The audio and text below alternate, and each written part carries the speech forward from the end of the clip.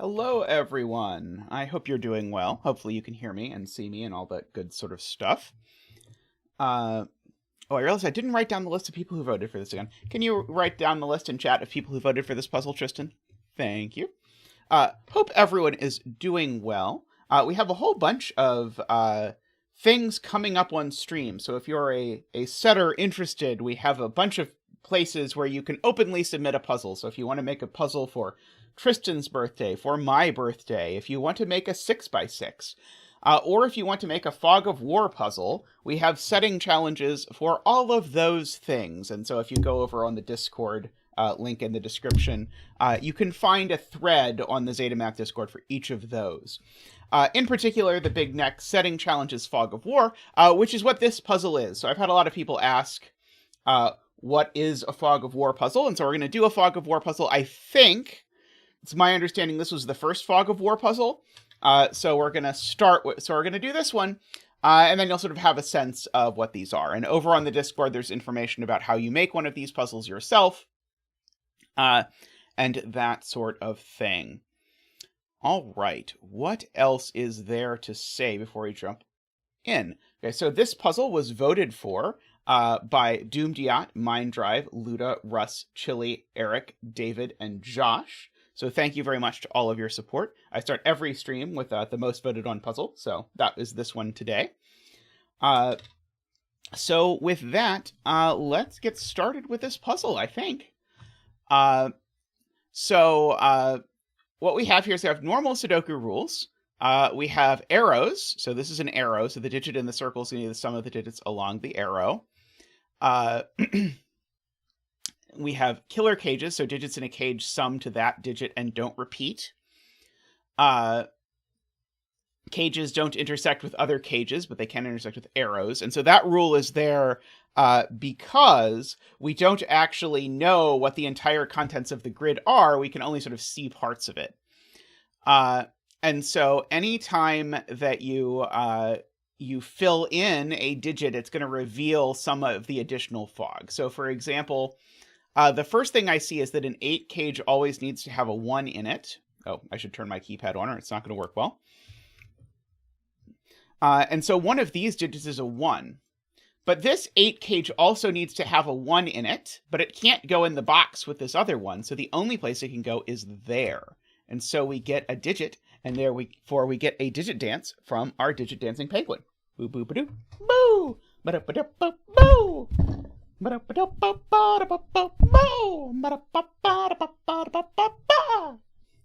Thank you, Zach. Thank you very much. Very appreciated. Oh yes, we should put down a betting tree. Funnily enough, I don't think that Chameleon software has a betting tree button. But we do have this that we can use, so let's just put down a betting tree. There. I have no idea what's behind the fog, so it is a complete blind guess what is there. So we've got a couple more digits we can write in. So for example, we can write in that 1. That's not going to get us any more stuff. But also we can write in this 9. And the reason why I know this is a 9 is because the minimum sum of these 3 cells is 6. Plus these two would have a minimum sum of 3. That's already 9. So I know that's a 9. And then I know that these are a 1-2 pair. No, I know these are a 1-2 pair, and these are a 1-2-3 triple. But if I look at that carefully, that is a 3. I'm being informed I should move the bet cell. So I'm going to move the bet cell down to row 9, column 1, I think. Row 9, column 1. Yes, we'll move the bet cell at the instruction of the setter. Okay, so we've got a 1-2 pair there. So now if I look at where 1 goes in this box, 1 in this box now has to go here because I have 1s ruling it out of all of these and ruling it out of all of these. So that's a 1.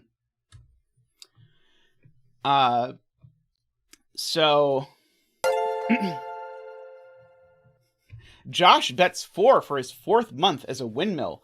Thank you so much, Josh, for your your 4 months of windmilling. I hope you are enjoying your puzzle betting privileges, and I love having you here around the stream. Thank you so much, Josh. And thank you from Zach as well. He'll do his windmill dance. Woo! Woo! Woo! Woo! Woo! Woo! Zach is perfectly shaped for a windmill dance. Okay, so this digit's got to be at least a 6.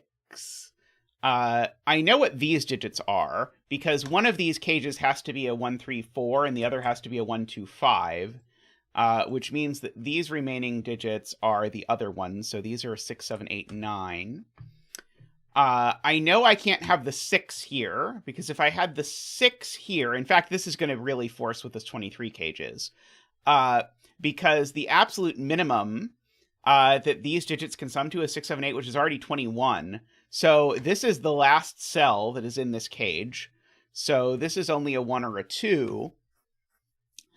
And if I have to include the 6 in this cage, or that's not going to work. I probably also have to include the 7. Because if I don't include the 7, it would be 6, 8, 9. 6, 8, 9 is already 23. That's not going to work. So I need the 6 and the 7. So this is not a 6 or a 7. This is a 1 or a 2 to finish off this cage. I feel like I'm supposed to know whether it's a 1 or a 2, but I don't necessarily yet know. This certainly I should fill in as a 6, 7, 8, 9, because I know that this arrow is at least 3 long, if not longer. I know one of these is a 2, and by the fact that Chameleon told me that this would be a good bet cell, I'm going to guess that this has to be the 2. Oh, right, it can't be a 6, because these 2 digits already claim 2 of 1, 2, 3. So yes, smart spot from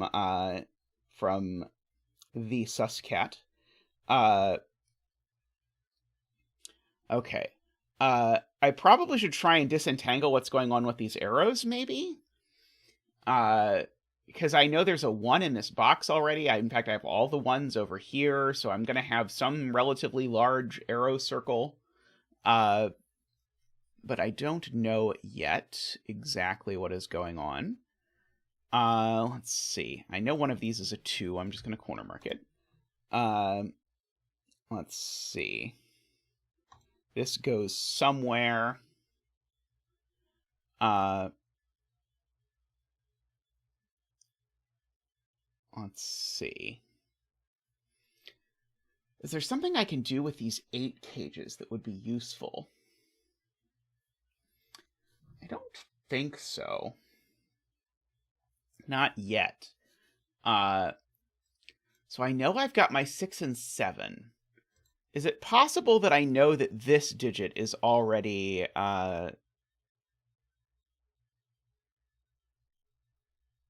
something? Do I already know? Because I don't even know that this isn't a 1-cell arrow, right? This could literally be a 1-cell arrow as far as I can tell. So that's what I was thinking, Stephen, but do I know this isn't 1 cell?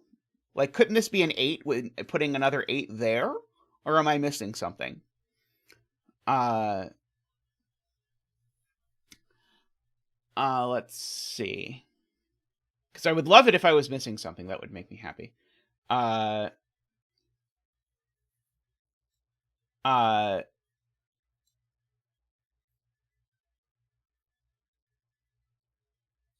couldn't it be 6 putting a 6 here? No, it can't be 6. Okay. Oh, actually, so even if it is a 1-cell arrow, it's still actually quite restricted, is Stephen's point. I had not appreciated that. So this could not be a 1, 2, or 3 in any circumstance. So it could be a 4 or maybe a 5. It can't be a 6 or a 7 because there's a 6 and a 7 looking at it. And then it could be an 8, but it can't be a 9. I don't think it can actually... Oh, it can be a 4 if that's a 4. I think is I think what is going on. Okay. Garion does point out that I know that there's a 2 in one of these cells. because there needs to be a 2 in column 3, and that's the only place it can go. And in fact, actually, the same is true of 3.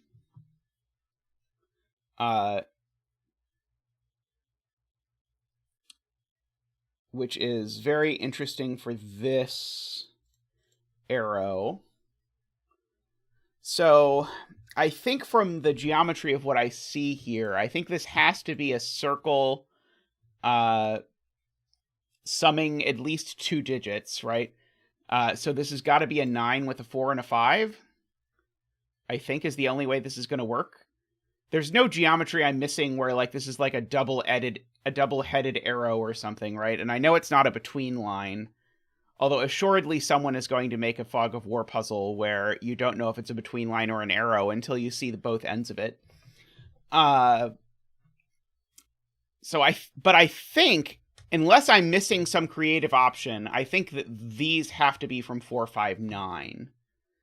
Right? Do people agree with this assessment? Because that's sort of the minimum. Yeah, Tall Cat will do that, but it will turn out that they're all between lines.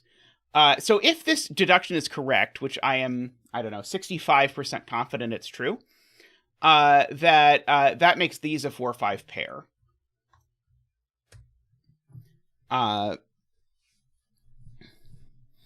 And so, funnily enough, whether this is a 4 or a 5, this cell's always a 4. Because if this is a 4, this cell can only be a 4, and if this is a 5... Oh, no, this could be a 5, 5. So this is always a 4 or a 5, is actually what's true. Sorry, it could be 5, 5, too. Okay. So that is all very interesting. And so now the point is there is a 9 in this cage, because now just by looking at this column, the only place for the 9 now, because I have a 9 down here, by the way, that's not a 9 either, because I have a 9 down here, the 9 in here is the cage. So this is in fact a 6, 7, 9 thing. That's an 8. And now I need to do the math. This is a 1, I believe. Which gets me a 5-cell 45 cage, which is interesting in of itself. I don't think I've seen many of those in puzzles. Oh, the cage sneaks off down there. Never mind, sorry. It is not a 5-cell 45 cage. Let's see. So, hey, LSF. Happy holidays to you as well. Nice to see you around again. I know you have been a bit busy of late.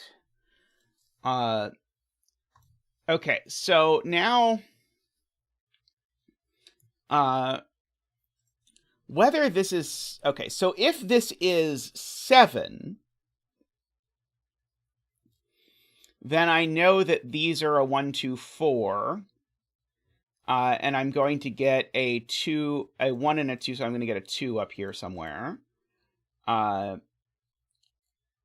Maybe not interesting. And if this is an 8, then maybe I've got a little bit more modality, but maybe not too much. Let's see. Okay. So I know the remainder of this row is 6, 7, 8, 9.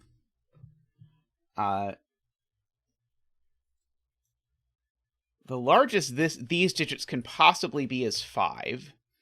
But I filled that in because I know that one's not a 3. So we're a 5. It would be 5, 1, 2. But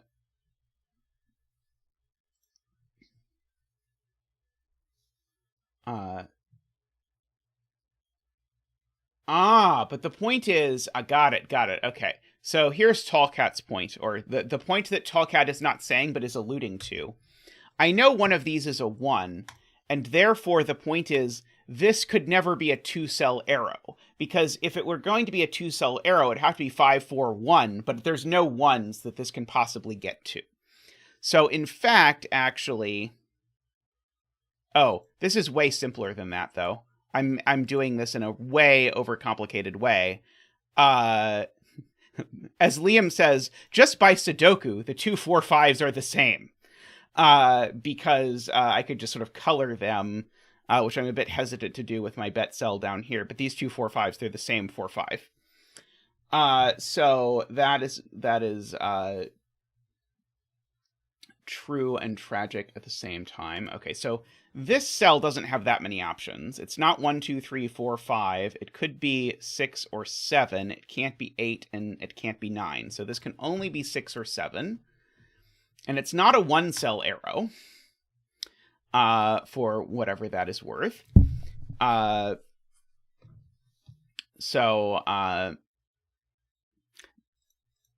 Whatever this digit is, it goes down here. That doesn't seem very useful. Whatever this digit is, it doesn't go in those 2 cells. That doesn't seem very useful. This digit goes over there. That doesn't immediately seem useful. Where is 1 going in this 45 cage? Is that the question I'm supposed to ask? Because this 45 cage definitely needs a 1.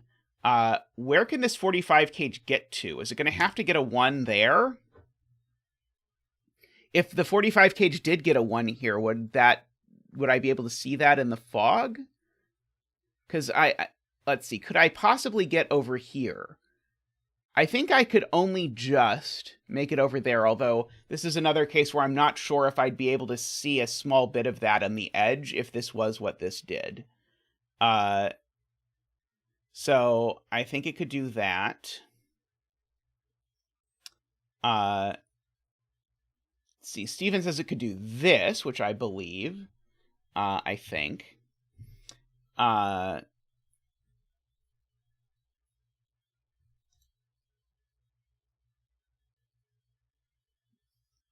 Let's see.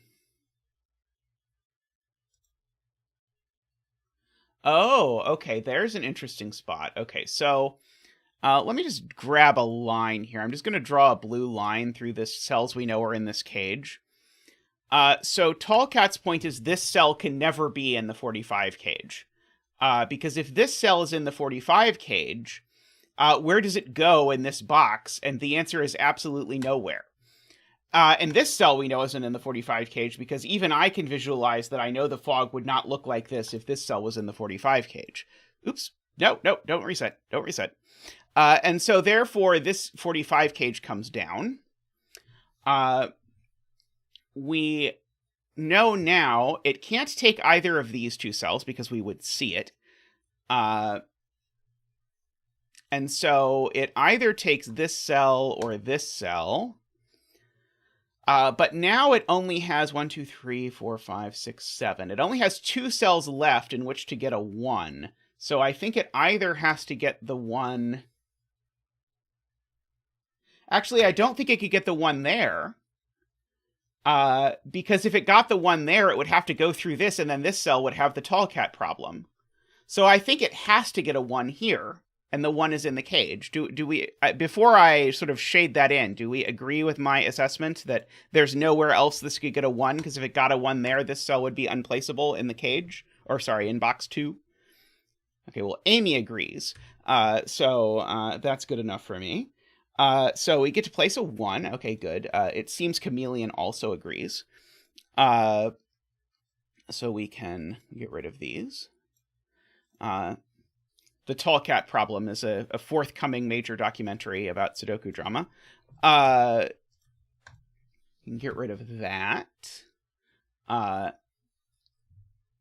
Okay, so this is in fact a 3-cell arrow. Not that that's shocking, but technically true.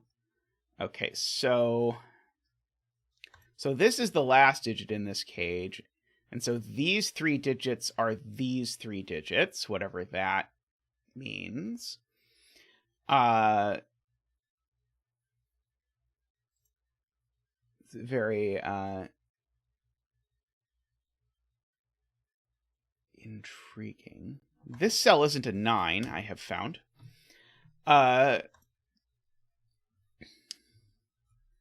So this, I guess I don't yet know if this, well, I think I do actually know that this arrow can only be 2 cells, don't I? I think this arrow has to be the sum of these 2 cells, Because I think if it tries to take an extra cell, I think it gets too big. And I think if it takes these 2 cells, I think it gets too not the right size. So I think I think this arrow has to look exactly like this. And so if I'm looking at... Oh, it could go diagonally? Oh, maybe it could go diagonally. Well, I was saying it couldn't turn this way, but it could go diagonally, right, is the point. I don't know if it goes here and here or here and here, but I do know it's 2 cells.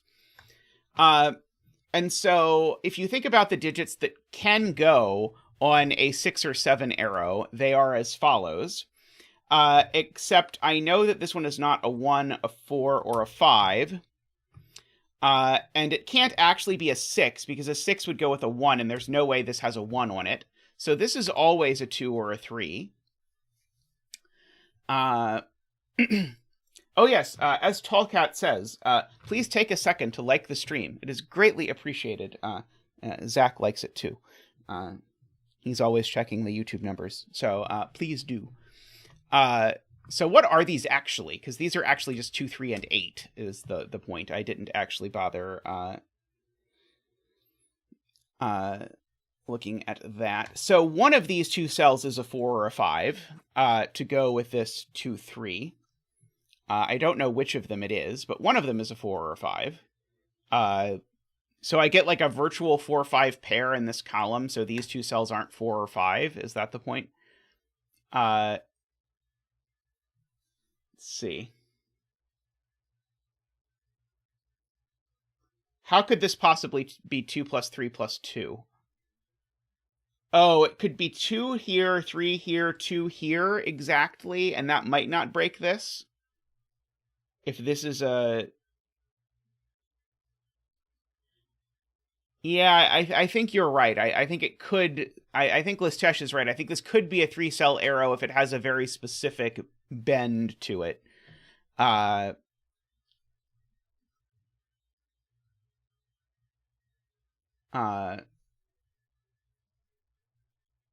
Which is unfortunate, but true.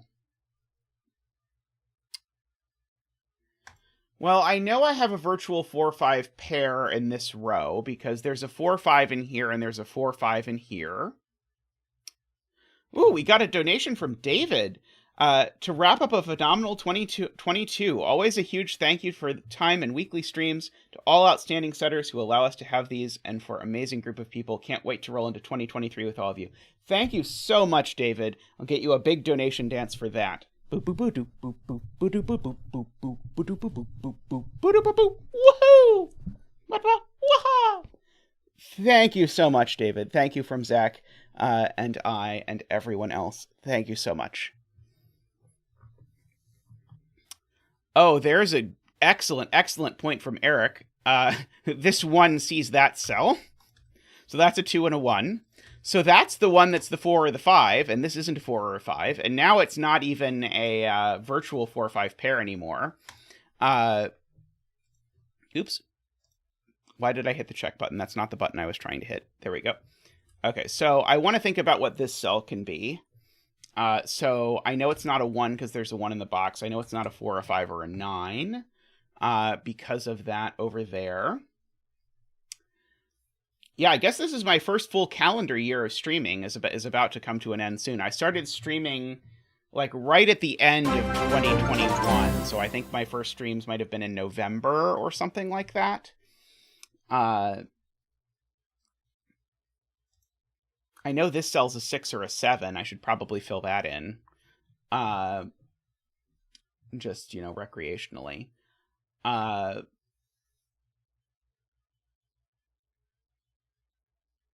Okay.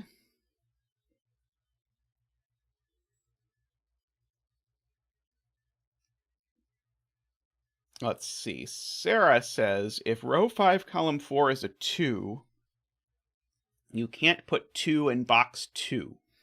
That's true. If this is a 2, then now I can't put 2 in box 2 at all. That's very nice. Okay, so this cell is not 2.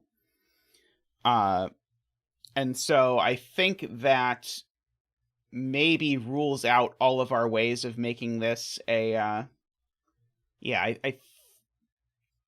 that may well rule out all of our ways of making this a 3-cell arrow. The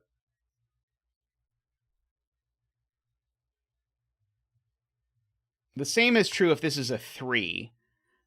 So this cell's not 1, 2, or 3, because if it were a 3, exactly the same thing would happen for exactly the same reason. So this is 4, 5, 6, 7, 8, 9. Let's see if I'm lucky enough that I can rule out any of those. I don't think that I am. I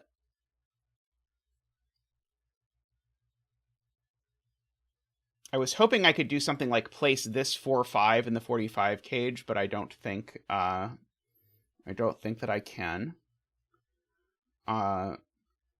I do see that these two arrows are looking at a lot of low digits, so these need to sum to at least 6, because they can't be 2 and 3. So these sum to at least 6 already, for whatever that's worth.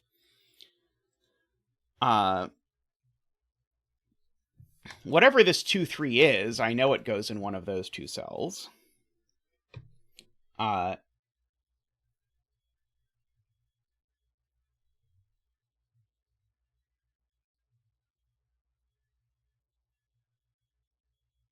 Where's the other one of these going in this box? I don't think I know.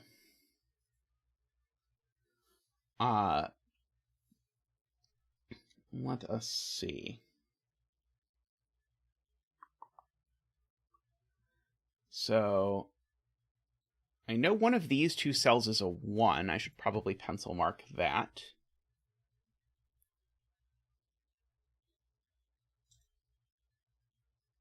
Ambrose says, I know that this is a circle. Let me see if I believe that. If this is not a circle, then I'm summing these 3 cells. These sum to at least 6, plus this is at least 4. Yeah, okay, yes, I agree. Okay, that is a very good spot to Ambrose. That's an arrow circle. And so it's the sum of these two. And so again, this is at least 6 because these are a minimum of 2, 4. Therefore, this is 6, 7, 8, 9. Ambrose retracting after I'm convinced that Ambrose is correct. As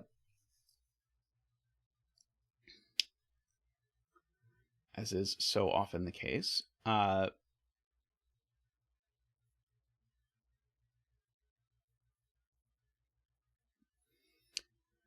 Let's see. This is part of a cage of who knows what. I know that this cage needs to go up either here or here. Do I need to ask where this digit goes in the cage? I guess it could go in any of these places, couldn't it? I think.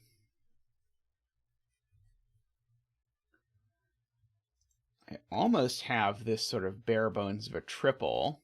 If this was an 8, I would have a triple, and this would be a 6 or a 7. I don't know if that's at all interesting.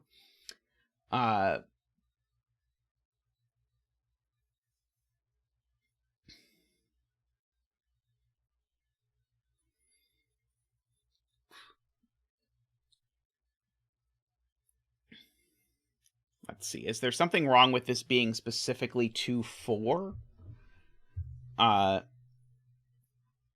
did I not minimize this correctly? No, I think 4. Unfortunately, I think 4 and 2 does work. The 4 would have to go here, and the 2 would have to go here. I know that this digit is at most a 7, for whatever that's worth. Because this digit's at least a 2. In fact, actually, let's write that in. So this digit here is at most a 7, but at least a 4. And since this digit's at least 4, this digit's at most 5, and it can't be 1. So this is from 2, 3, 4, 5. To make that work. But that's making me wonder about where 8 and 9 are going in this column, and whether that is at all an interesting question to be asking. I'm not finding it particularly interesting at the moment, but I'm running out of things to find interesting at the moment, so I'm more than averagely desperate to find something interesting. Let's see. These digits are, well, let's just do those 3 digits are these 3 digits, I know.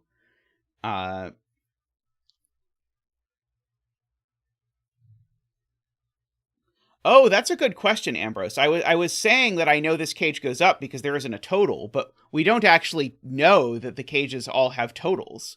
And so we don't necessarily know that it goes up because it's perfectly fine to have a killer cage with no total. That was a good catch. I almost screwed that up. Well, by which I mean I did screw that up, but Ambrose caught me. So here's an interesting thing. I know this isn't a 2-3 pair. Because if this were a 2-3 pair, I would need to fit 2 and 3 in these 3 cells, and I can't. So that is at least a little bit interesting, maybe, possibly.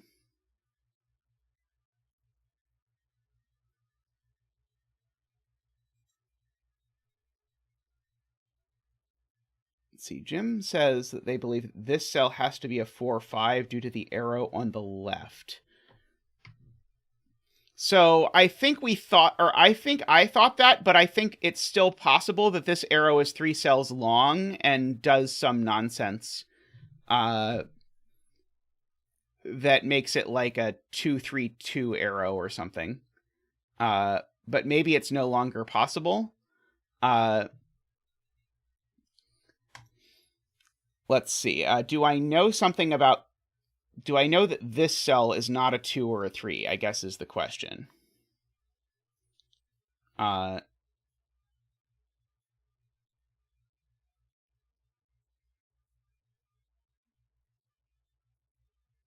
I can't.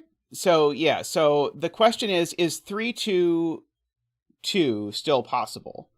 And I think 3-2-2 is still possible.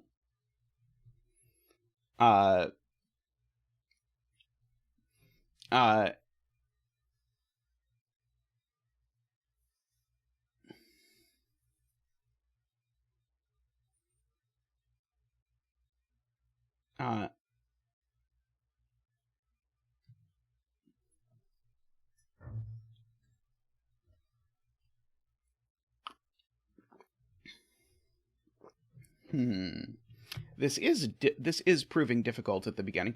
After being so generous with giving me these digits at the beginning, oh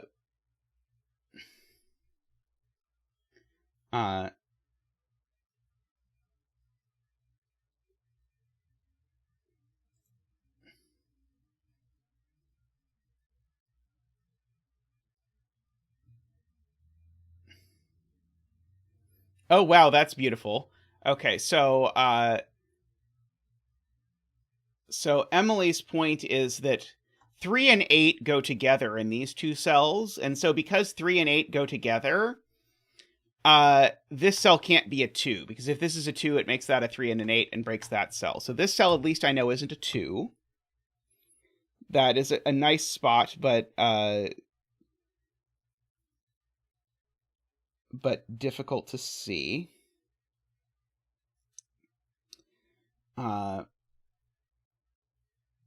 Is there any chance I can break this being a 3?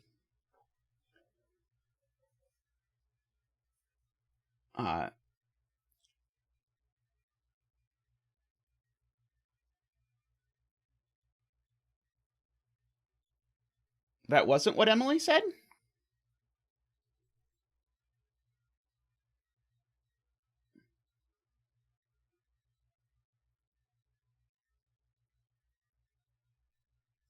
Oh, sorry, that was what Selena said.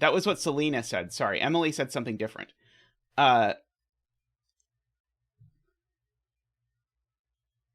So Emily's comment is about this being 3-2-2. And so if this is 3-2-2...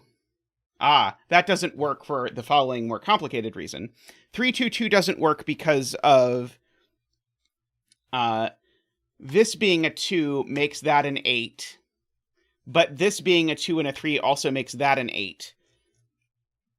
So indeed, Emily says that this is a 2-cell arrow. Oh, it's a 2-cell arrow, but I don't know which way it goes. But what I do know is it goes to one of these 2 cells, and it going to one of these 2 cells and puts a 4 and a 5 in them gives me a virtual 4-5 pair in the box. And so because it's a virtual 4-5 pair in the box, because one of these has to be a 4 or a 5 to finish this can't be a 4 or a 5 anymore. And so now that being a 6 or a 7 means that this is now a 2 or a 3, and we now have a 2-3 pair in this row and a 6-7 pair in this row. And so we can sort of fill in the remaining quad of 4, 5, 8, 9. That one at least can't be a 9. These can't, in fact, actually, these can't be 4. Oh, sorry, no, this one can't be 4 or 5. One of these is 4 or 5. But I don't know which.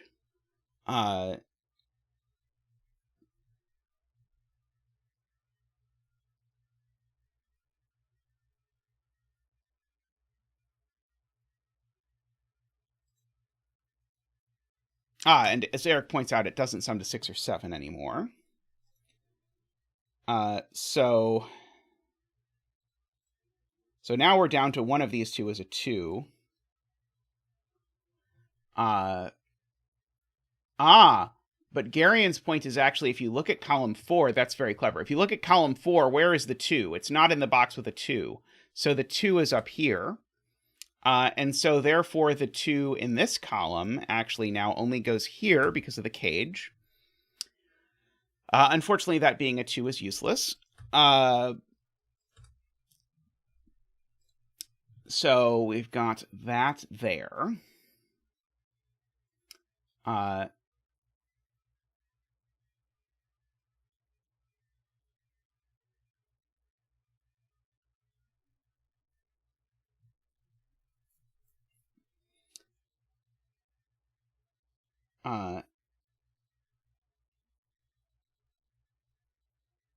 We now know how the arrow works. That's true, as Nebu points out, because the arrow now has to do that.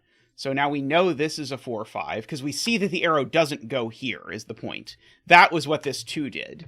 That's very clever. So the 2 didn't tell me what this is or anything like that, but did tell me that now the arrow actually does that. So that's the 4 or the 5. That's a 6, 7, 8, 9.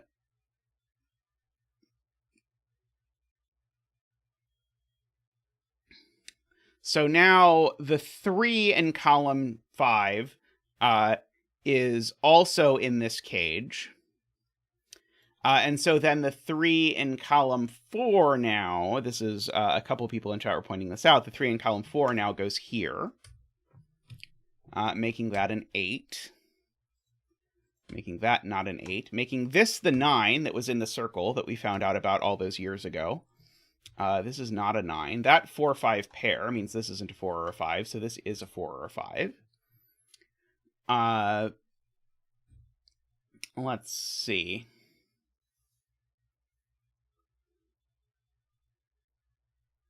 This 8 makes that a 7, which makes that a 4, which makes that a 5, which makes that a 2 and a 7 and a 6.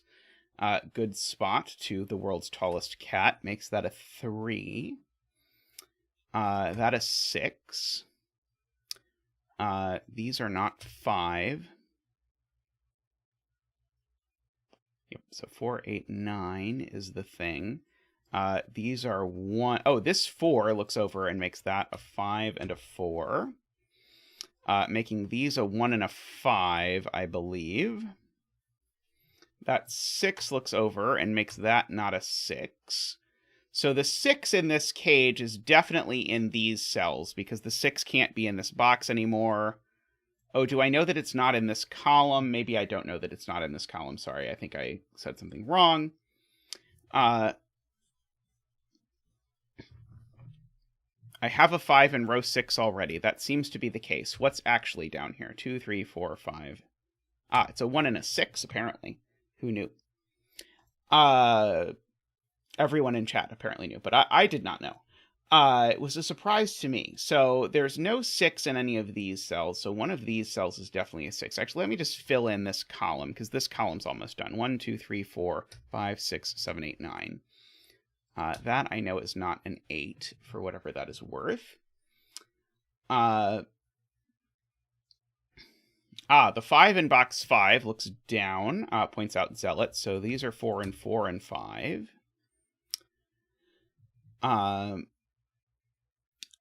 Let's see.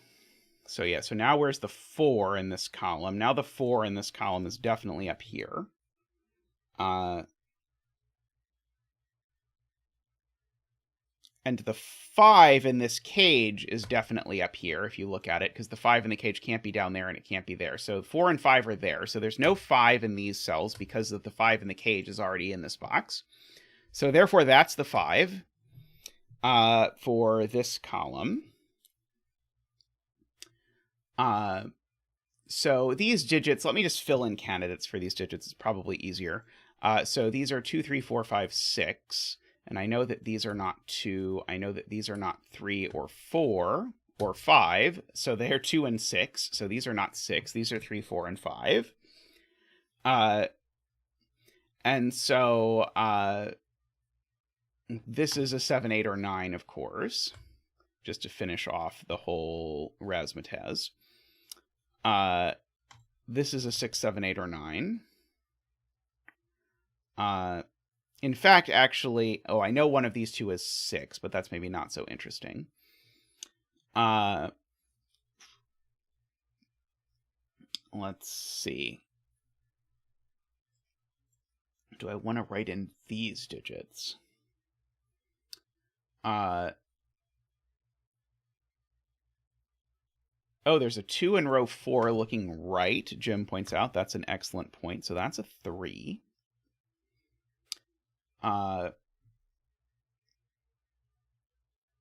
Just going to do something like place the 3 here in row 3 or something eventually.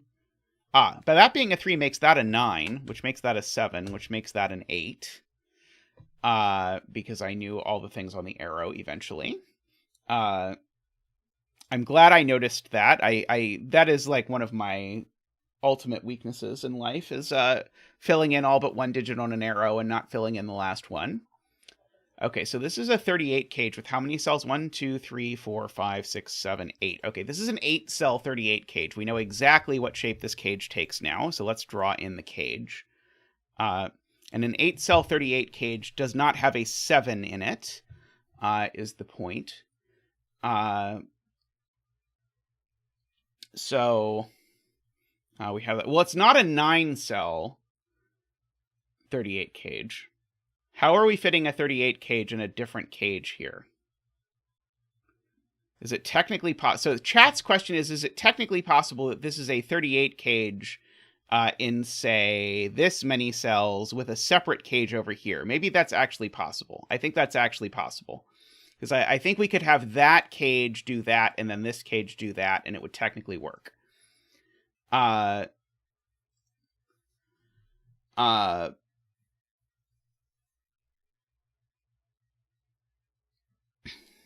Okay, so unfortunate, but I think chat is correct about that.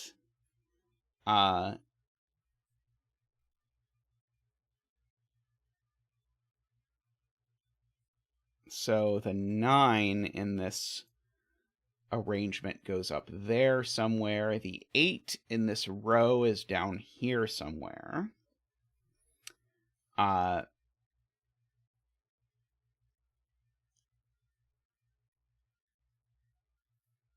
know this cell isn't a 4. That doesn't seem very useful.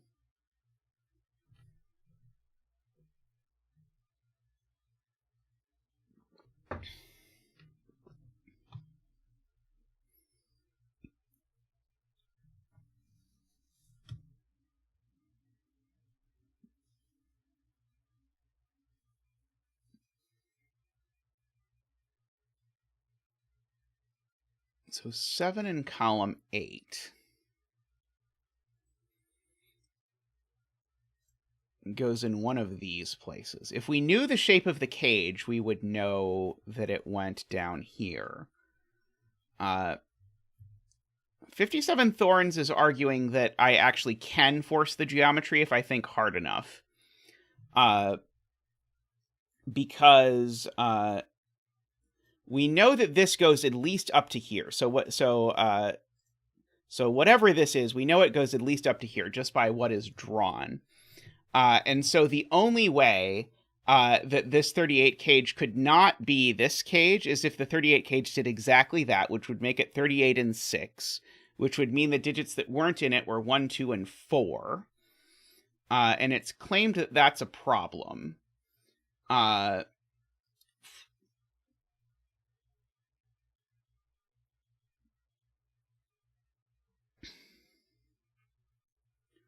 I don't see why.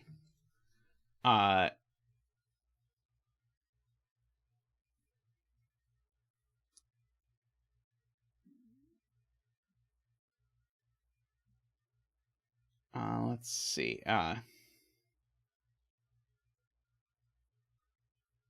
Row 6, 7, column 8.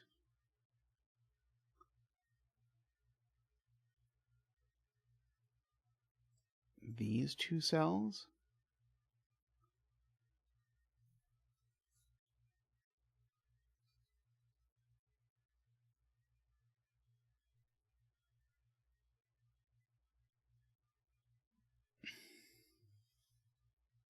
Row 6, 7, column 8. There was no mention of row 9. I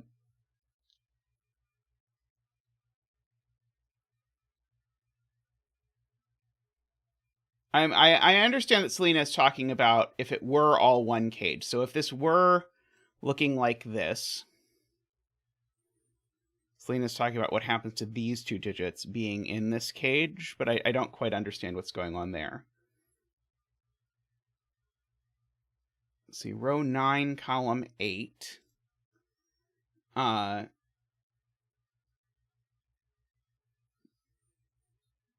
Okay, so here is a good spot from Liam. In the world where this is one cage, where are 3 and 7 in column 8?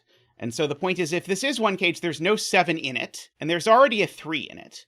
And so then in column 8, my only place for 3 and 7 are both here, which doesn't work.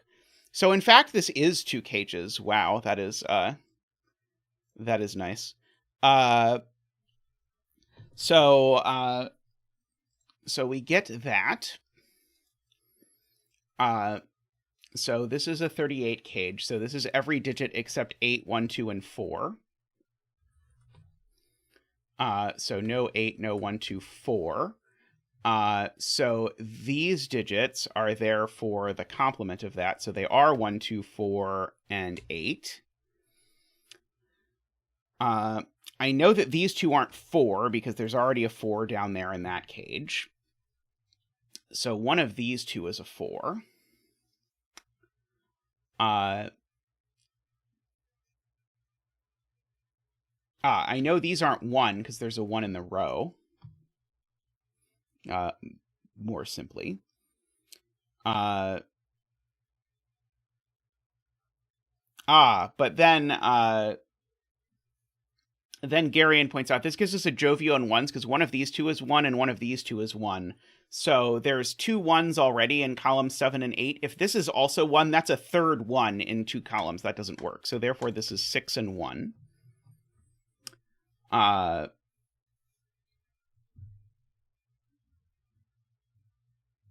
We do have a 1, 2, 4, 8 quad in this column. So these digits are not 1, 2, 4, or 8. So they're everything but 1, 2, 4, and 8. And this one is also not 6 or 7 or 3. This one is only 5 or 9, interestingly. Oh, it has become a 1, 2, 8 triple, in fact, actually, because this is now the only place for the 4 in the column. So this is not a 4.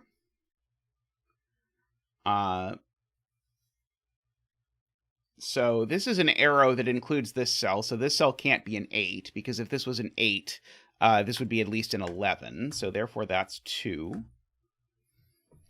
And so to add together with 2 and this cell to get this would have to be a 6 or a 7. So it's not 3, 5, or 9. This can only be 6 or 7. None of these are 2, of course, anymore. That 2 looks down and gives me a 1 and a 2 and an 8. Means that's not an 8. Oh, that 8 means that this is a 4 and a 1. Giving me that. This 9 means that that's not a 9, and that's not a 9, and that this is a 5, and so neither of these is a 5. Neither of them is a 6 either, because of that. There's already an 8 in the cage, is Garion's point, which is very true. There's already an 8 in this cage, so this is a 9, and that's an 8. And that being a 9 makes that a 7 in order to make the arrow math work, which makes that a 3, which makes that a 7. These are not 3 or 7. Oh, these two aren't 9 either, so that one is 9. That's 7 and 8. I thought we're going to do something. Oh, 7. The 7 and 9 look over here and make that a 6. And so the 6 and 7 look at this, making that a 9, making that a 7. Going on over there.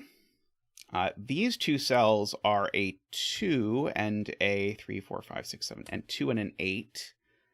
And I know it because of that 2. The 5, 6 pair looks down and means that's not a 6. Or a 7, because there's 7 in the box. So that is an 8. These aren't 8. That's not 8 either, because of the 8 above. These two cells are, let's see, actually I'm going to just skip ahead and do Sarah's point instead. This 6 looks and makes that a 2 and a 6, which makes that a 5 and a 6.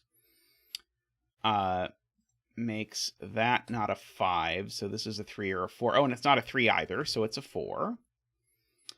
Makes this cell a 2, which makes that a 5, which makes that a 3 and a 4. Makes that a 5 and a 3. Now I can go back to these points. 1, 2, these are a 3 and a 4. And I know the order. So that's the 3, that's the 4. These are a 5 and a 6, and I know the order. These are from 7, 9, and one other thing. 3, 4, 5, 6, and 8, actually. And I know that one's not a 7. And I know that one's not a 7. And I know that one's not a 9. These are, let's see, 1, 2, 3, 4, 5, 6, 7, and 8 is what's over here. This one's not 7 or 8, so it is 6. So this is 7 or 8. That 6, though, makes that a 7, which makes that an 8. That 7 looks over, makes these not 7. That's a 6, 9 pair, making that an 8 and a 7. This 6 sees the 9, which resolves the 6, 9 pattern over there. This is the 2. And then our bet cell is a 3. Oh, sorry, I missed some digits. There's a 7 and a 9 over there. Ta-da! Congratulations to all the 3 bettors out there. May all your betting tree wishes come true.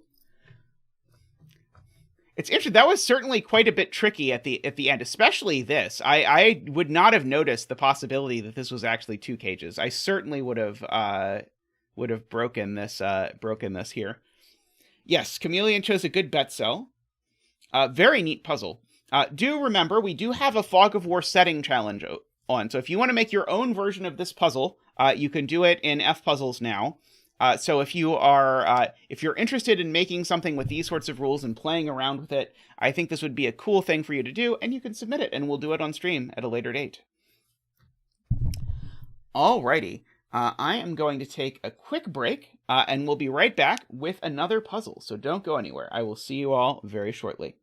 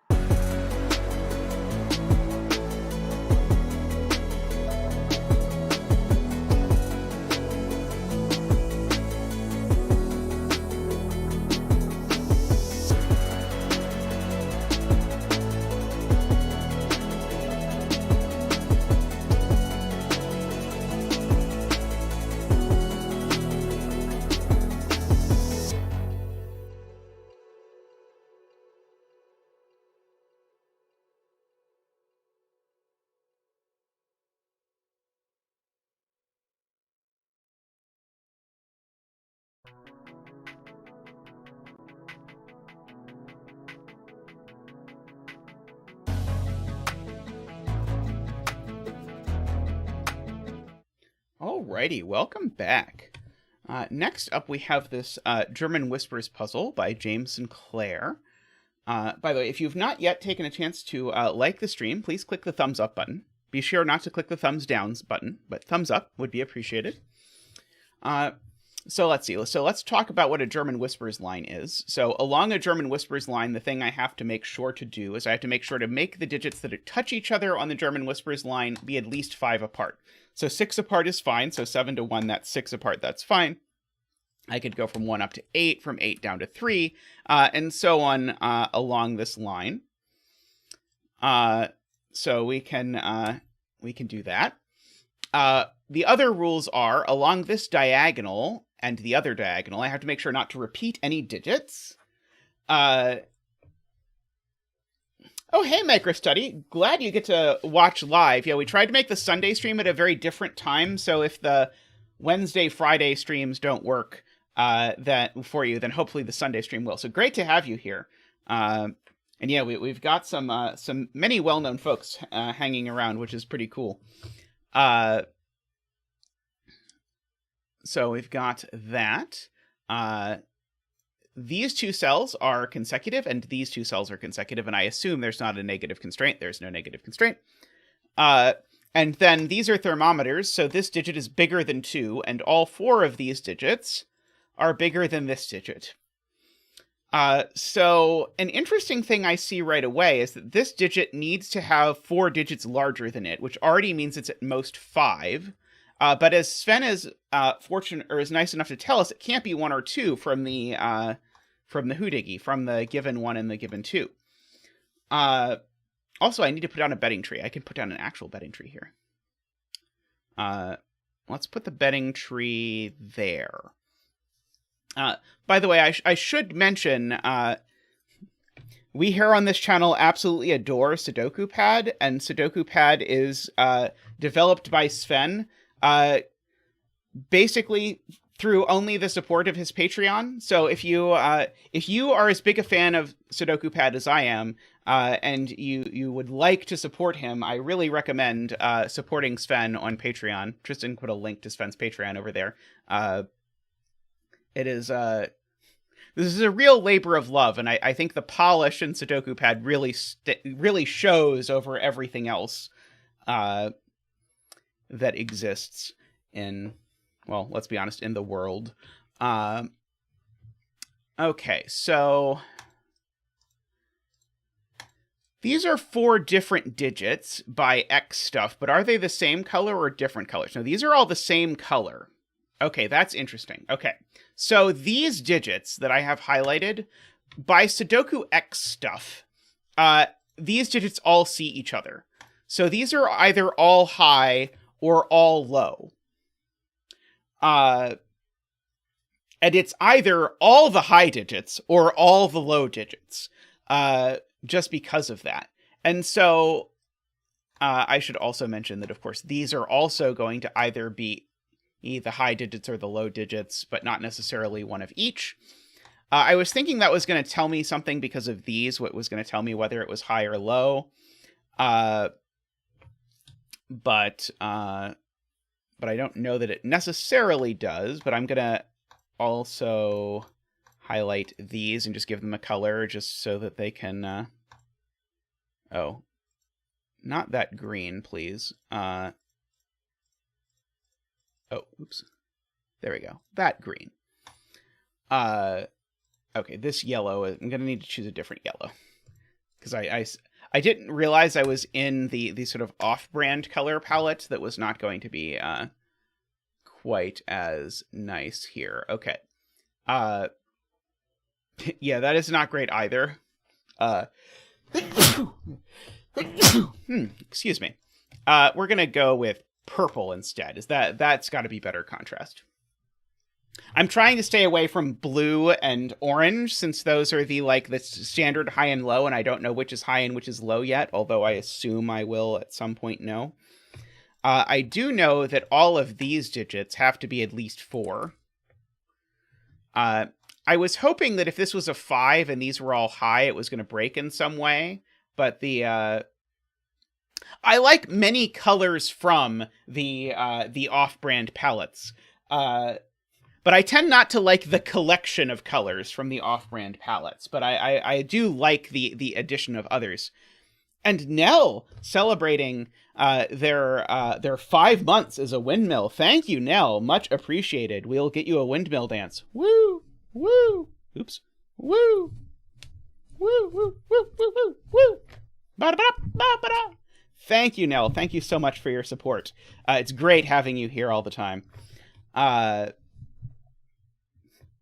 also great that often when I'm in Nevario's stream, I often see you there as well.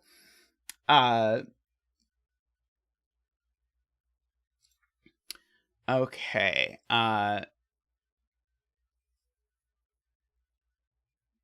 Trying to decide, like, what exactly one is meant to do. Like, I know these two are low. Like, the fact that those two pushed this up is compelling to me, but I don't quite see what to do with it yet. So it's interesting to note that one of these is a 4 or a 6 because they're different.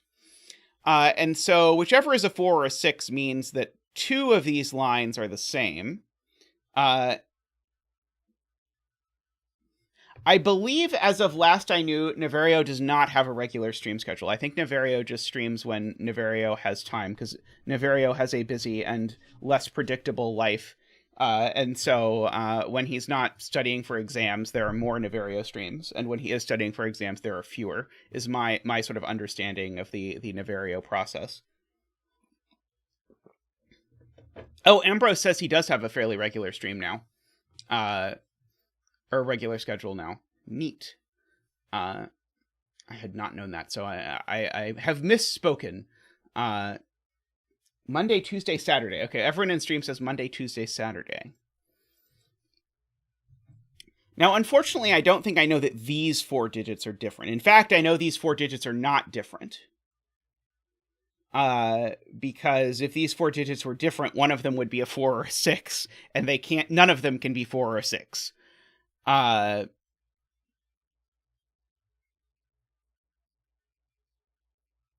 Which is interesting. Oh,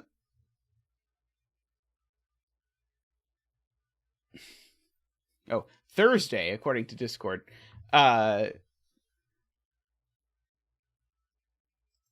So I guess I also therefore know that 1 and 2 in this box are sort of scattered around in these cells.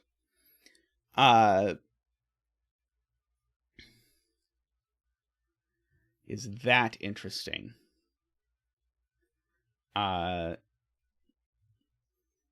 Not that I can immediately discern.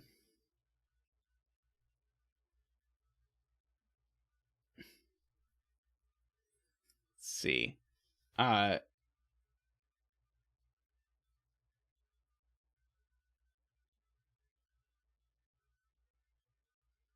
that's a good point. Okay. Right. Okay, Selena has it. So here's the point. These cells have a repeated digit because they can't be 4 or 6, and they're all the same high-lowity. Where does that digit go in box 5? Not there. So that digit is, and we know it's not a 4 or a 5, so it's high. And so therefore purple is high. That's gorgeous. Fantastic spot to Selena there. That is amazing. Okay, so, and beautiful setting. That is fantastic. I did not see that coming. I said all the pieces, but somehow seeing all the pieces did not get me there. So that was brilliantly spotted and brilliantly set. So we now know the high-lowities of these things. I don't know that I really want to write these in, but I'm going to anyway. Except that I know that none of these are 6, at the very least. So I know there is a 7, 8, 9 somewhere in the doohickeys, as they say.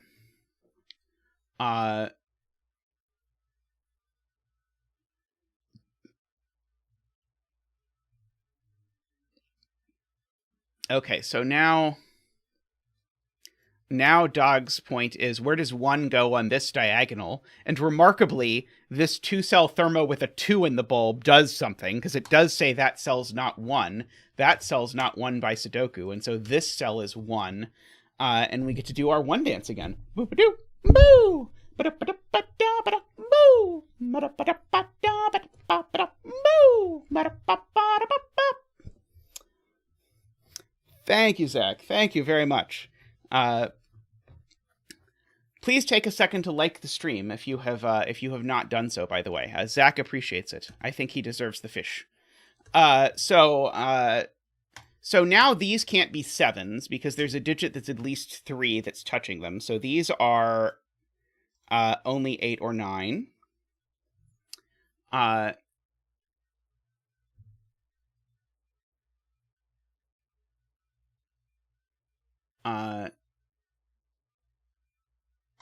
Now this isn't 1, so this isn't 6 either. Okay, that's the point. Okay.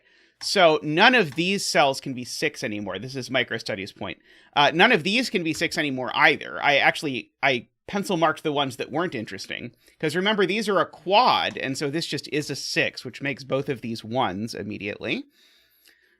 Means that these aren't 1s. Means that these aren't 1s.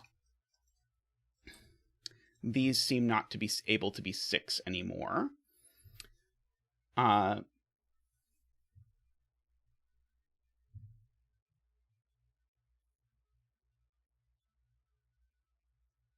Let's see. Okay, so Garion says 2 is placed on this diagonal. It must be in one of these places. How do I know which of these is the 2? Because this can't be the 2, because if this were a 2, that would be a 3, and then I would have 2 4s here. That's gorgeous 2, so that's the 2. So these are a 3-4 pair, which now means that can't be an 8, because 8 isn't 5 away from 3. Sorry, 8 isn't 5 away from 4, so that's a 9. This now isn't a 9, so that's not a 4. This is not a 2, so that's not a 7. So that's an honest 8-9 pair, and we know there's a 9 in one of the corners. Where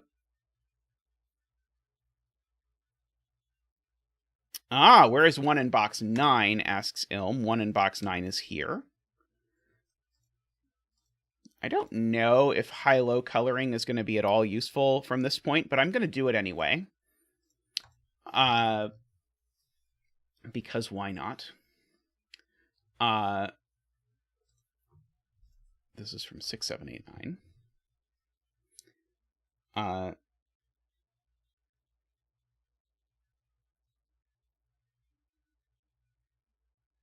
1 in box 3 is now placed here. Oops. Very good.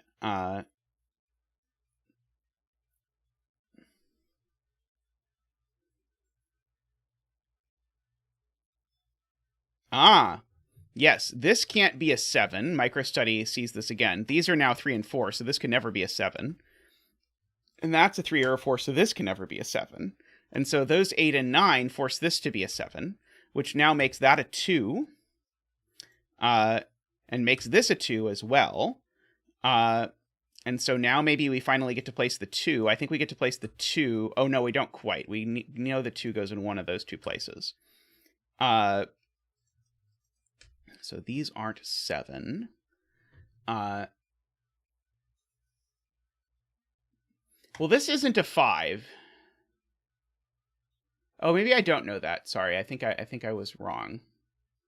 I think there are just enough places to fit 3 and 4.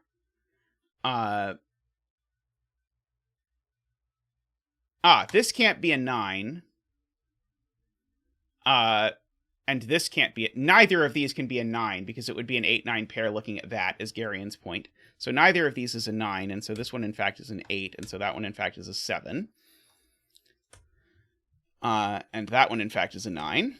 And this being an 8 makes these double 3, which makes that a 4, makes that a 4, makes that a 9, and an 8.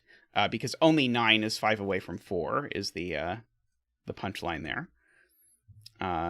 It's not a 4, not a 9, not a 9, not a 4.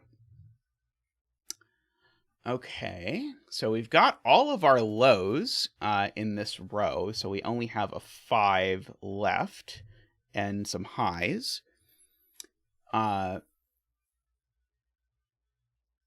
know there's a 9 up here. Oh, in fact, oh no, a 9 could go one of these. Hey, Mario. Mario says hi and also says 9 in box 9 goes here. Hi back, and 9 in box 9, I agree, goes there. Beautiful spot from Amy. Where do 7 and 8 go in row 2? Not there. Excuse me. Excuse me. I might be allergic to hidden pairs. So these are the 7 and 8 for the row. Beautiful. Sorry about the sneezing. So these are a 5-6 pair.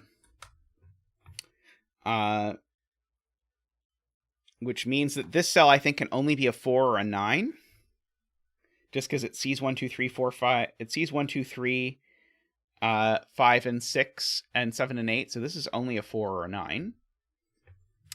For whatever that is worth. Probably very little.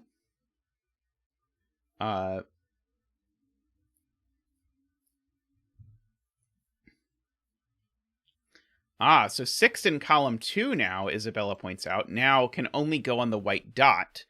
And it's got to go with a 5 because it's not going with a 7. So these are a 5-6 pair. This is the other 4-9 from the column. Let's see. Interesting. Okay. If this is a 5 now, I think the diagonal breaks. Because if this is a 5, I need to put 3 and 4 on this diagonal, and I can only put one of them, and it would have to go there. So this can't be a 5. So this is low. If it's 4, I think I can still just get away with it.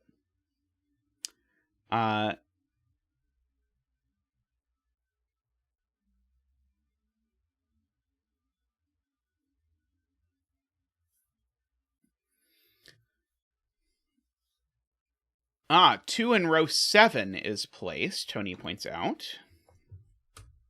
Which then places 2 in column 3, as Tony also foresaw.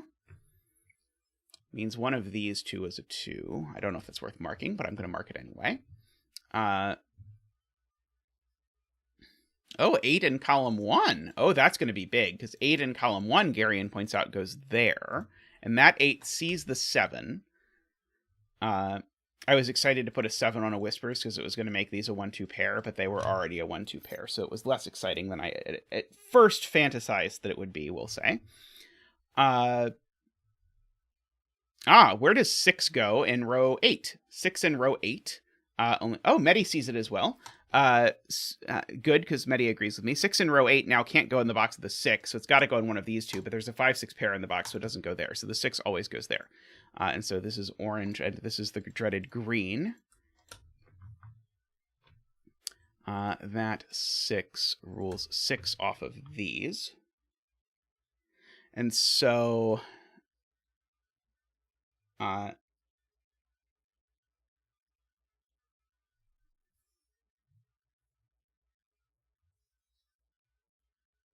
So we've got that. I was hoping that if this was a 4... if this is a 4, it does now break this diagonal. Because if this is a 4, I need to put a 3 and a 5 on this diagonal. Oh, no, I can put the 5 there. What am I talking about? Don't listen to me. I have no idea what I'm talking about. You probably already knew that. Let's see. What's left in this row that might be worth filling in? 2, 3, 4, 5, 6, 7. No, not 7, 8, 9. Just 3, 4, 5. That's all that's left. So that's 3 or 4. That's 3 or 5. That's always blue. Da-dee-dee-da-dee-da. One of these is always 5.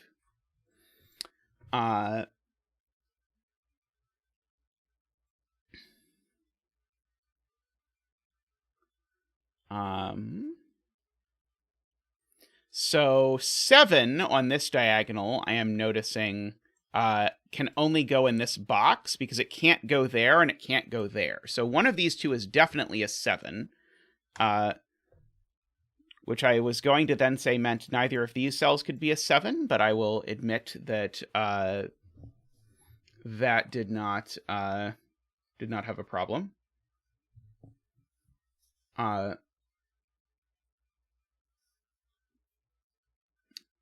Yeah, the problem, Stephen, was if this is 5, then I could not put both 3 and 4 on, I believe it was this diagonal was the problem.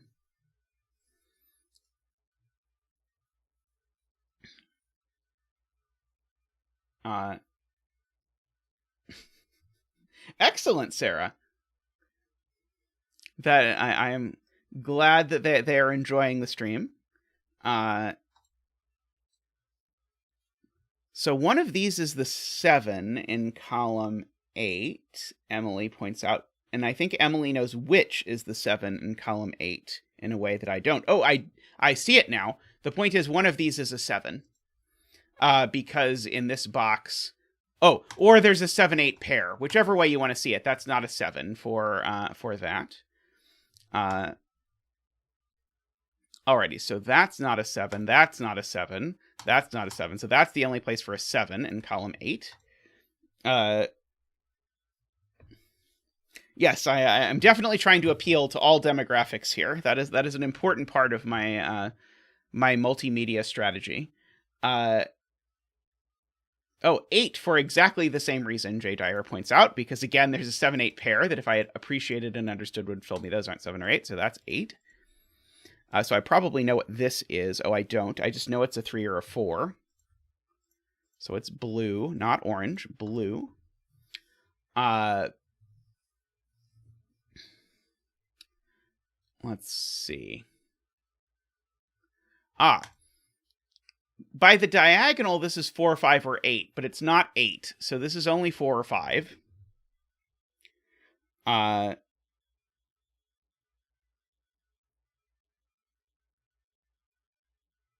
Wait, it could be 3, can't it? I think it can be 3. Sorry, I misread that. Yep, or 3. Dang, 3. Ruining everything for everyone. These two cells, if I write them in, they're from 3, 4, 5, 6, 7, 8, 9. These are from 3, 5, 6. And one of them definitely is a 6. Let's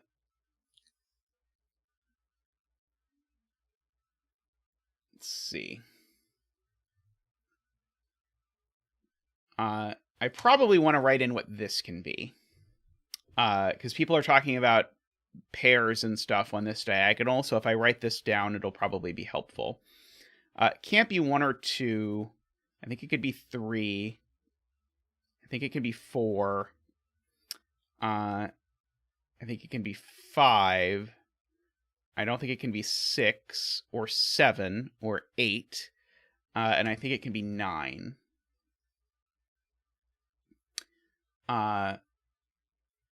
Where is 9 in box 5? 9, that's the correct way to write it. The correct way is to ask where 9 is in box 5, as Micro points out, because 9 in box 5, because of these two 9s looking in, has to go on the diagonal. It can't go on that diagonal. And so therefore a 9 joins these. Okay, got it. I knew I was trying to get to the fact that this had to be a 7-9 pair, but I could not figure out how. Now I know how. So those are a 7-9 pair. These are a 3-4-5 triple. Going up the diagonal. And there's a 5-6 pair in this box, so that's not the 5. And so that's a 3-4 pair, which has made this a 5 per Tony. No problem, Micro. There's a bit of a learning process to figure out how to say things in a way that I can quickly scan them and understand them. It is not an immediately easy thing to do, since I'm like reading a bunch of these things. So now 3 on this diagonal only goes in the center. And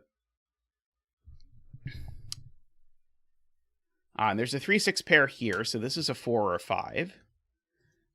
is Jim's point. And so that 3 has made this a 4 through the magic of diagonals, which has made this a 9, which has made this a 4. And it's a 3 and a 4 and a 3, and made this green. God, what would you have bet when you looked at this blank grid that cell was going to be a 5? It just screamed middle cell is a 5 kind of puzzle. So this is an 8. And this is a 4.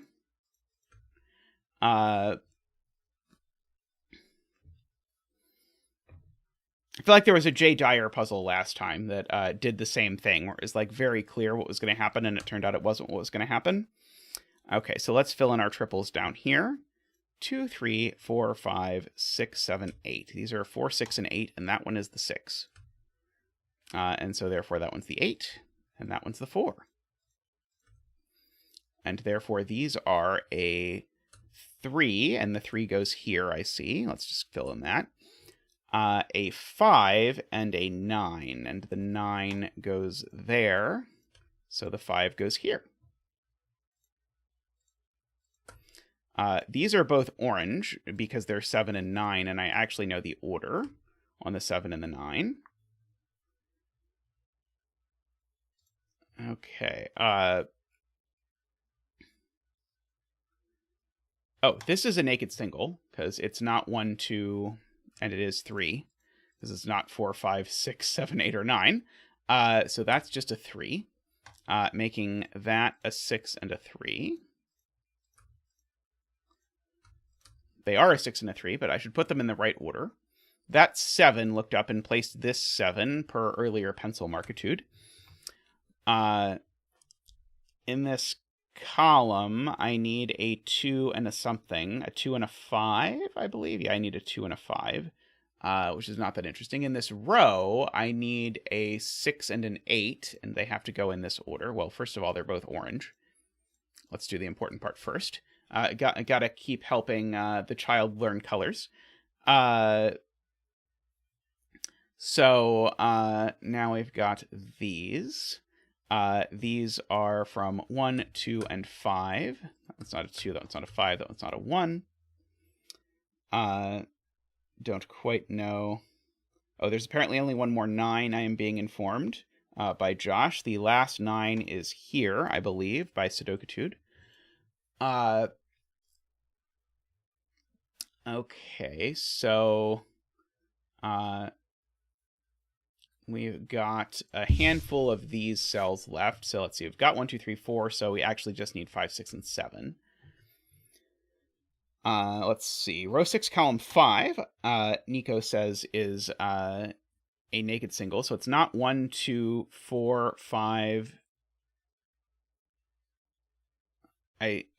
it's not 3 either. I missed the 3. Somehow in scanning for what this cell could be, I could not see the 3. It's not 1, 2, 3, 4, 5, 7, 8, or 9, so it is a 6. Thank you, Nico.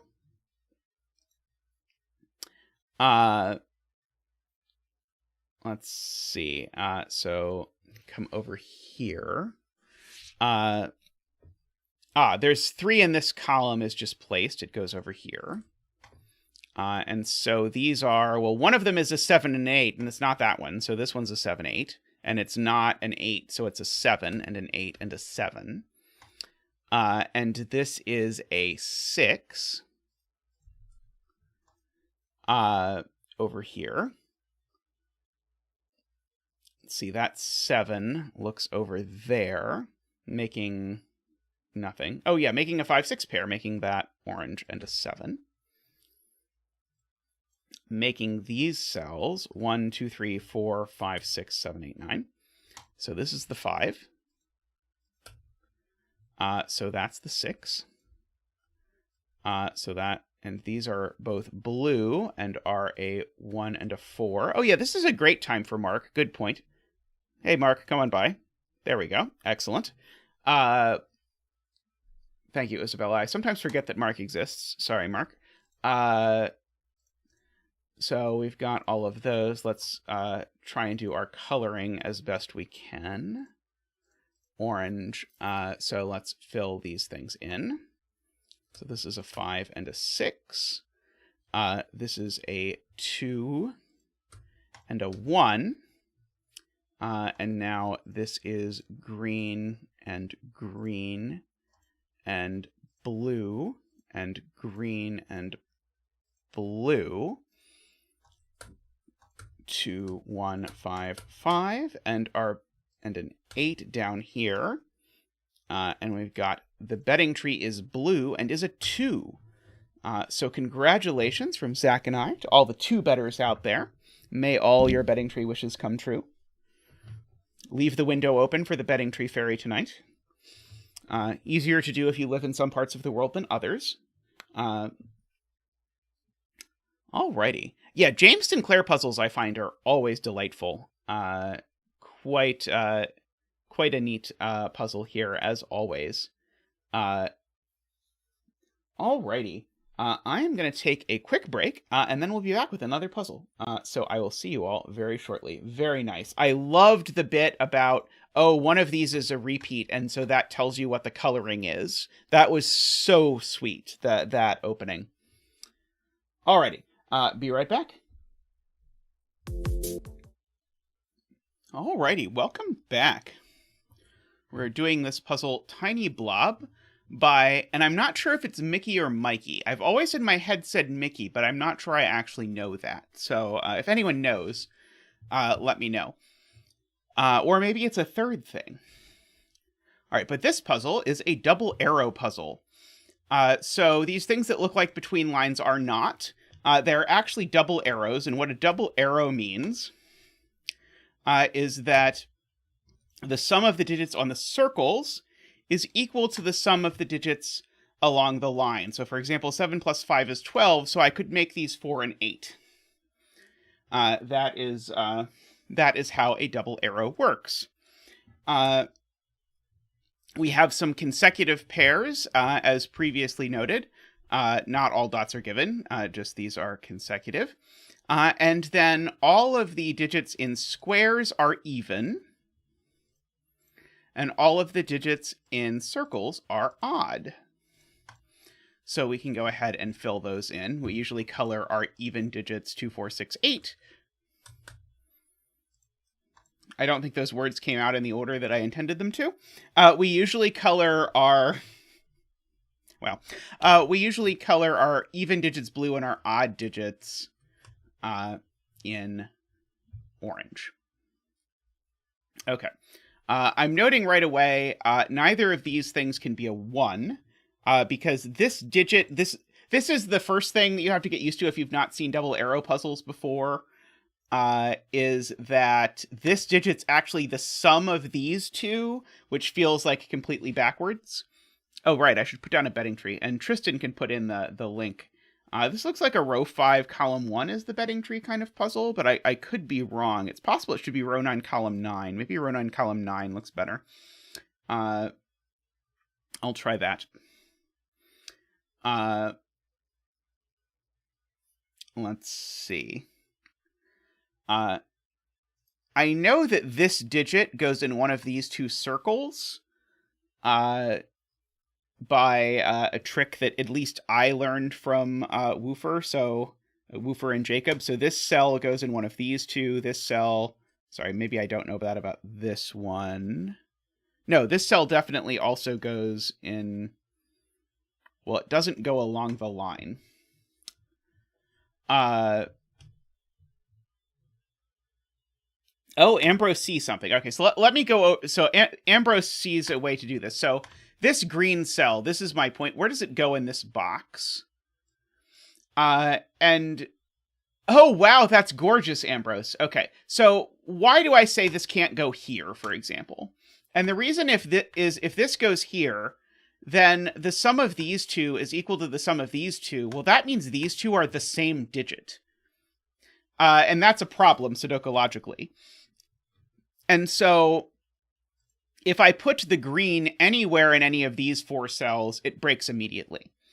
Now, Ambrose's beautiful spot is if I put the green here, it also breaks, because I know the sum of two greens is even, but I know the sum of two consecutive digits is odd. So in fact, that's not the green. These two are the green digit. And so I therefore know that the sum of this line is even, because these two are the same digit. And so if I look at this is consecutive with this digit. And so this digit must be either one more or one less than that digit. And then this is the other way. So if these are both x, then this is an x plus 1 and an x minus 1. So that at least tells me that it's not 1 or 9. Which feels a little ridiculous to pencil mark, but I'm going to pencil mark it anyway, because it's me. But I probably can do better than that if I look at other things as well. But I don't see it yet, but I'm sure it is coming. This really looks like a tall cat puzzle, doesn't it? Like, if someone showed you this grid, wouldn't your brain go tall cat? I feel like the way there's all of this sort of geometry going here sort of reminds me of, like, Split and Doppelt and all of these sorts of things. I don't know if anyone else gets that vibe, but that is the vibe that I get. Row 4, column 4 is a 1. Says Neemfish. Does it have to be a 1? Because remember, this doesn't sum to green, it sums to double green. If this was an arrow just summing to green, I'd see this would need to be a 1 and this would need to be 1 less. But I might be misreading something. Nemefish. Sorry, I said Neemfish again. Nemefish. It's like Nemesis, but fishier. I have learned this in theory.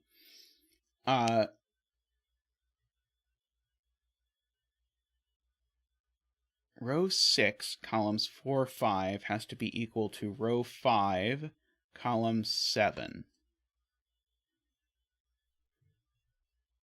That's a good spot. Okay, so this cell, let me draw in. I'm just going to label this yellow just so I can explain Ilm's point. So this cell is green plus yellow, just by nature of that. But these two cells sum by double arrow rules to green plus yellow. So these two sum to this. And so in particular, because these two are consecutive, this is odd. And so this is 3, 5, 7, or 9.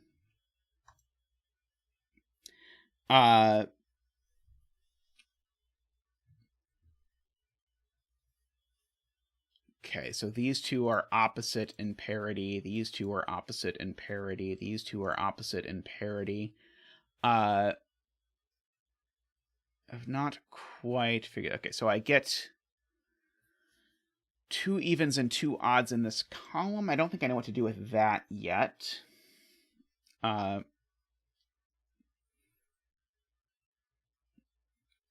There's no way this is a 3 at the very least. Because if this is a 3, then these have to be a 2 and a 1, and that's all sorts of problems.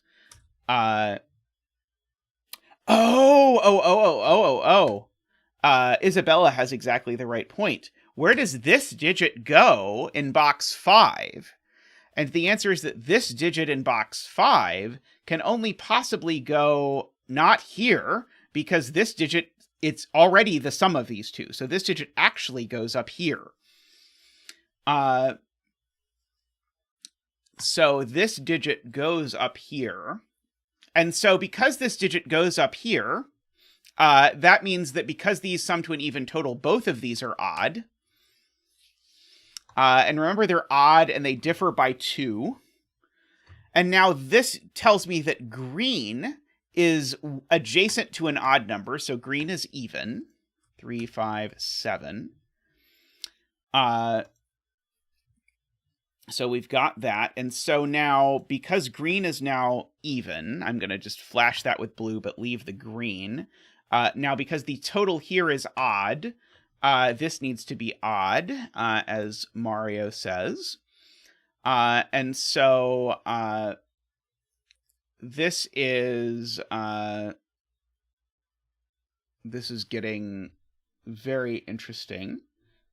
So I have one more odd in total to put into this thing. Green can't be 2 because I have a 5, 7, or 9 in these cells. Because remember, this digit I know goes in one of these 2 places. And so Ambrose points out green can't be 2 because then the sum on this line would be 4. So that's not going to work. So these digits are, remember, these digits are this digit and a number that differs by that digit by 2.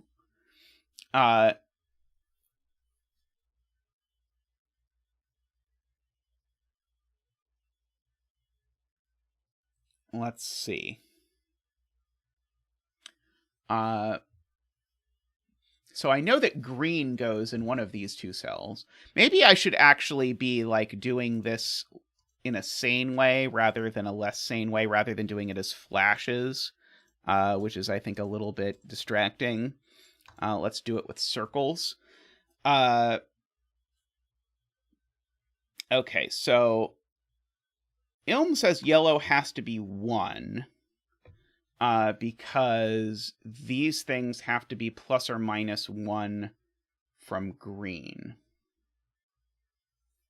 I'm trying to understand why these have to be plus or minus 1 from green. Oh.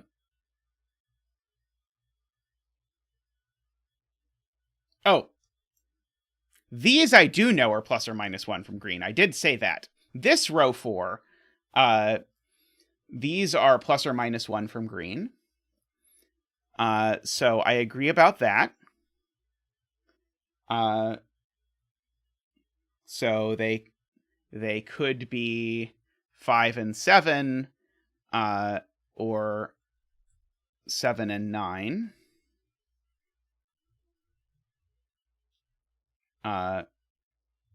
Or 3 and 5 even.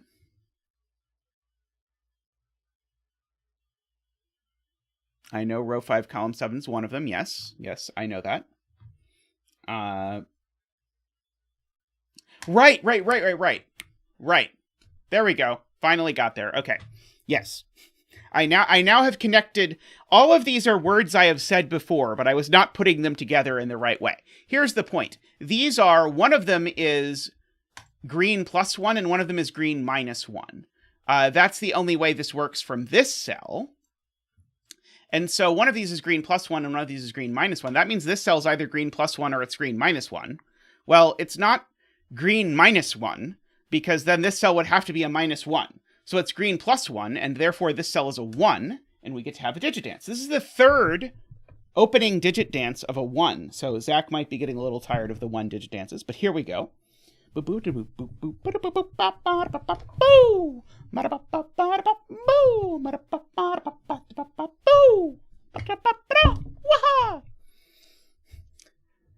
Thank you, Zach. Thank you so much. Much appreciated always from your dancing.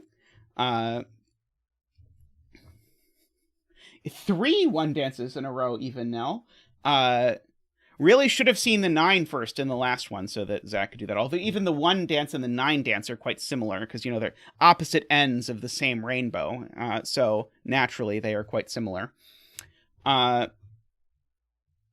This can't be a 4 anymore because if green is 4, then these 2 digits are 3 and 5 and these 2 digits are 2 and 3. So I'd use 2 3s in the box. I'm glad that the little one enjoys Zach. I too enjoy Zach, so this isn't a 5 anymore. Okay, so if this is a 6, these are a 5 and a 7, and these are a 3 and a 4. That works. If these are an 8 and an 8, then these are a 7 and a 9 and a 4 and a 5. And that all, I think, works out okay. I know that one of these is green, but I don't think I know which one yet. But I'm glad about this not being able to be a 4. And so there's always a 7 in these cells, is what we're saying. And these are from 5, 7, 9. So these are from a pretty narrow range of cells.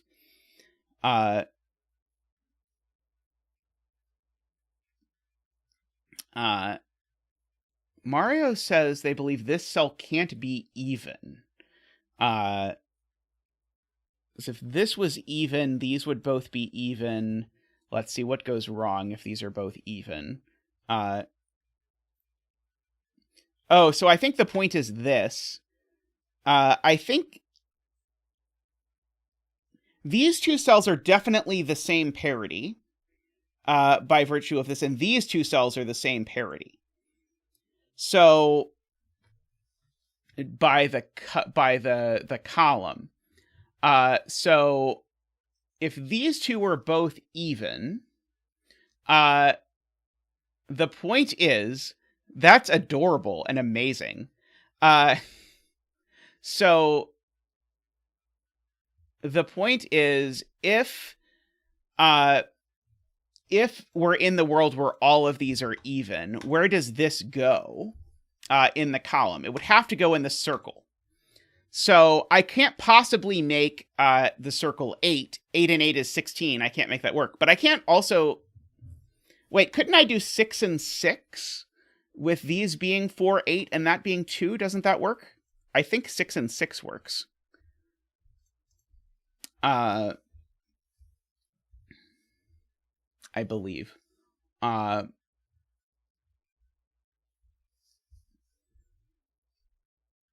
Maybe the easier question is, where does 1 go in the column? I think that's the question to ask, is where does 1 go in the column at all? Just before even thinking about that, where does 1 go in the column?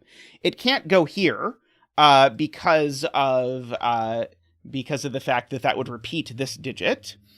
And it can't go here because then I would need to dream up 2 digits that sum to 2, neither of which was allowed to be a 1. So the 1 in the column goes up here, and if the 1 in the column goes up here, then these can't both be even, so they therefore are both odd, and these two are both even. We got there eventually.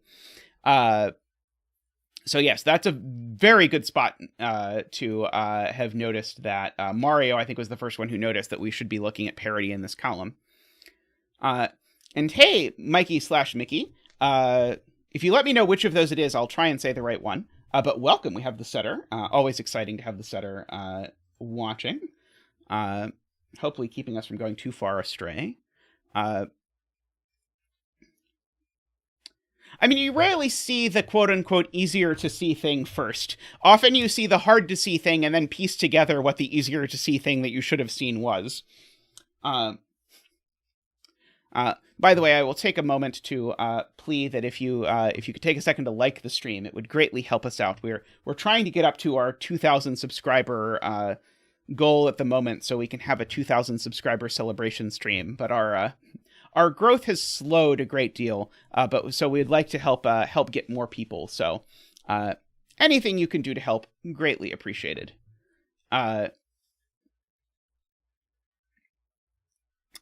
Okay.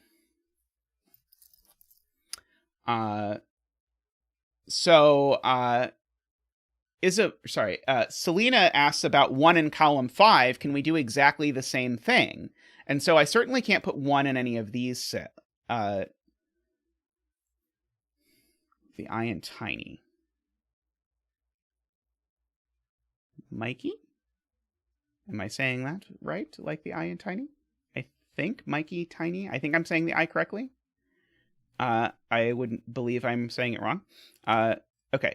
Neither of these can be a 1. Actually, none of these can be a 1 for exactly the same reason as over here. It would create that problem. So there's a 1 up in one of these cells, which gives us a Jovi wing on 1s. So the way I think of a Jovi wing is that the problem, or the thing to notice, is I only get 1 1 in row 1 and 1 in row 3.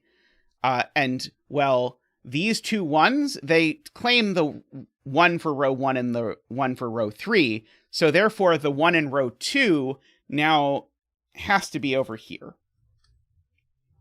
So we get one of those is a 1. If this was a 1, that would be even. I suspect we're going to have some interesting coloring stuff going on in row 2 as well. I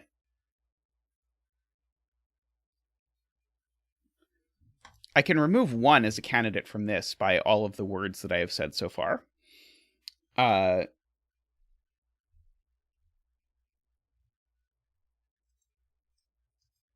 So Ambrose is pointing out, I know that these two are the same parity, and I also know that one of them is a 1. So if these two are the same parity and one of them is a 1, then that parity is odd. And these two I know are the same parity. But now there's already 4 odds in the column. And so if there's 4 odds in the column, and these two are the same parity, that parity must be even.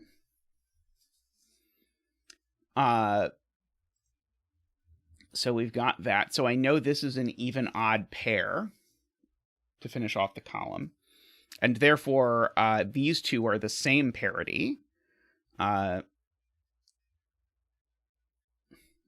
has a set thing. Oh, that's a little scary. Are we going to have to, like, add up all the digits in this column and sort of move them over into this column like this is a tall cat puzzle? We might have to do that. Let's see. These ones down here, I mean, that's not a 1 for sure.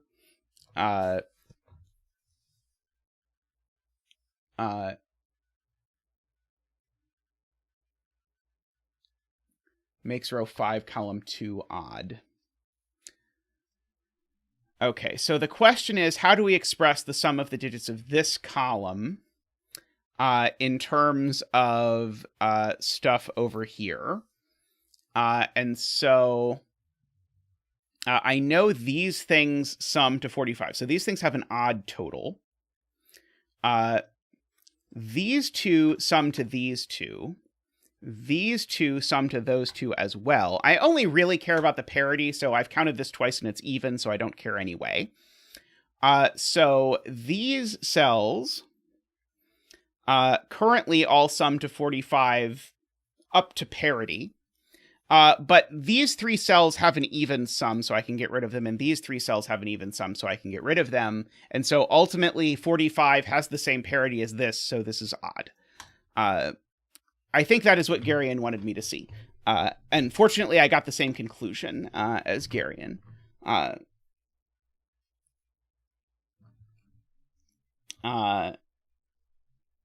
So that is always a plus. Okay, so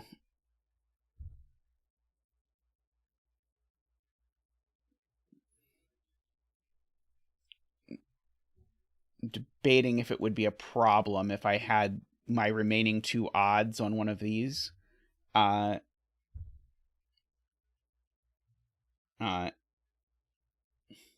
It felt so deliberate. Like when Garion pointed it out that it was going to work, and I was like, yeah, I think that's going to be the next step, but I'm not 100% certain that it proved to be the intended next step. Maybe it's the next step, as often happens in these puzzles, where we've seen a step that's going to be very useful. So let's see. So Garion says if I just check, there's only 2 cases to check. So let's just check them. If this is 6 and 6, well, I guess, no, it's even easier than that. If this is 6, the sum is 7, and so this is 3, 4. If this is 8, the sum is 9, and so this is 4, 5. So these are from 3, 4, 5, and there's always a 4 on them, is Garion's point there. So I guess I could write something like the 2 in this box is in this row. The 5 in this box is not in this row, because there's always a 5 between these two. Doesn't sound useful, if I'm being completely honest. These... Okay, what even number could this be? It can't be 2. because that would mean these needed to sum to 3, and that's not happening. This can't be a 9 either, because I would need these to sum to something. I would need these to sum to something more than 9, and they can't. They sum to a maximum of 9 anyway. So this can't be an 8, so this is a 2, 4, or 6 for this. And so now I think we've got some options, like 2 and 3 and 1 and 4 would work, and various other sorts of things. If this is a 7, it always goes with 2 and then a 1 and an 8.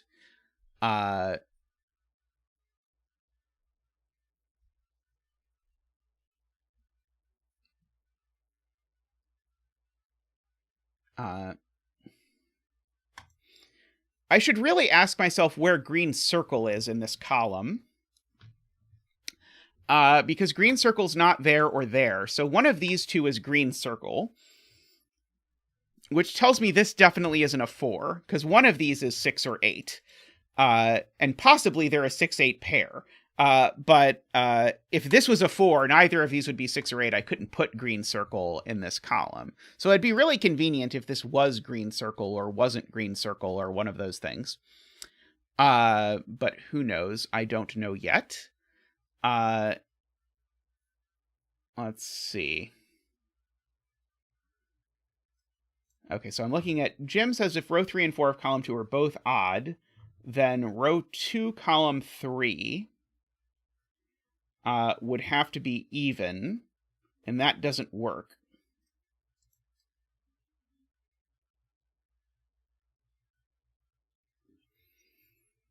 So if these are both odd, that's even, so that's odd, and that's 5 odds. Right, okay. So, yeah, so I have to bounce through this arrow to see this.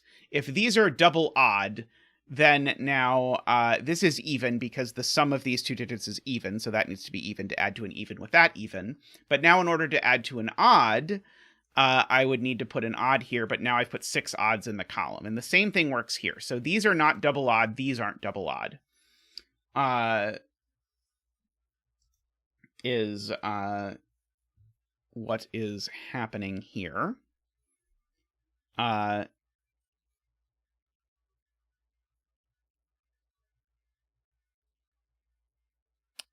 Green circle in column 5, Isabella and Andrew are arguing goes in one of these two cells.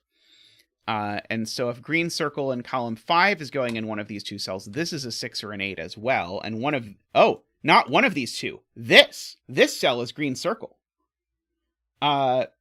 Because, again, one of these two and one of these two is a green circle. That means that I need to put green circle in one of these two cells, but that one sees a green circle. So that cell's green circle. Wow.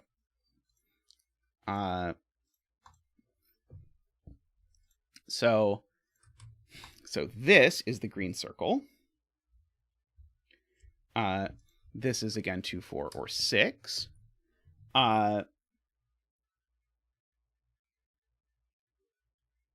So one of these is green circle, and neither of them is 8. So green circle is 6. Because these aren't both green circle. So green circle can't be 8. So green circle is 6. So 6, 6, 6. We can fill in. Okay, so one of these is summing to 7, and the other is summing to 9. Well, this isn't a 9 for exactly the same reason that I said the other one wasn't a 9. I think Isabella knows which of these is green circle in column 2. I don't think I do, though. At least not yet.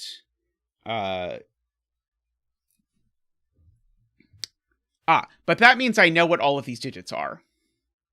It can repeat on the same line, right?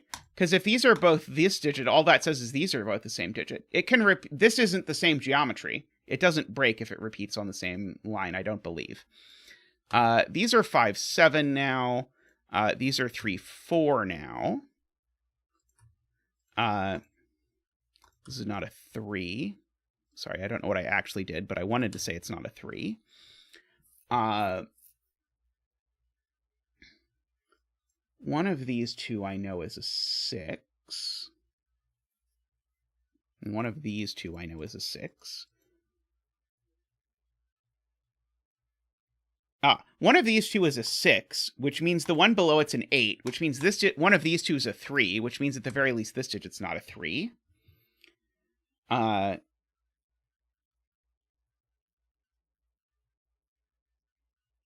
These digits are a triple, which is going to give me a digit. 1, 2, 3, 4, 5, 6, 7, 8, 9. So in particular, that 9 sees over there makes that a 7.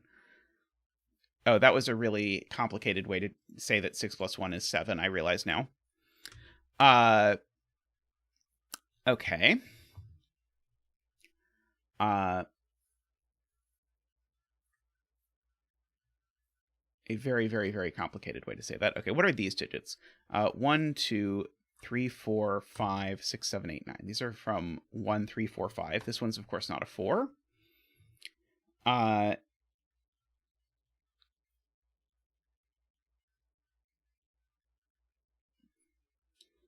Right. Okay, so Liam points out that in both cases, one of these, this digit is a 6, and in the other, this digit's an 8, but with a 6. And so in both cases, there is a 6 in one of these cells, and so neither of these digits can possibly be a 6. Agree with Liam there.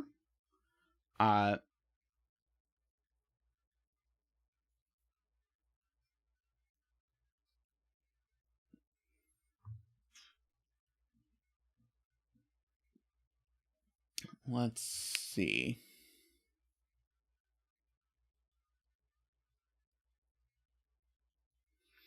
It can't be 4, 5, 8, Ilm, because we know that the green circle, aka the 6, in column 5 is in one of these two, and the one in column 7 is in one of these two.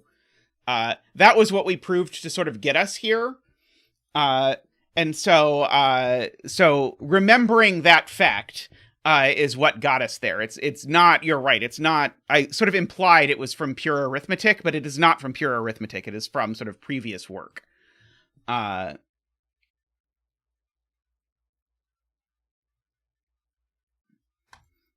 and this can't be 7, because in one case this is a 6 and an 8 and a 3, and the other case, this is a 6 here with a 1.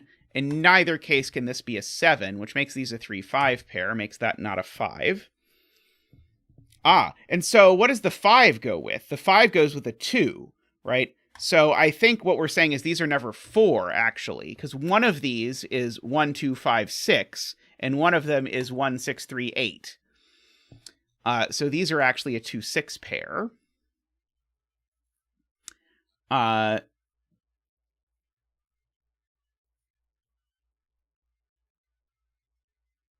Oh, interesting. Mehdi points out that we can place the 9 in this column. So if we try to put the 9 there, then we would need these to be 7 and 8, and they can't be. If I try and put the 9 here, then I would need...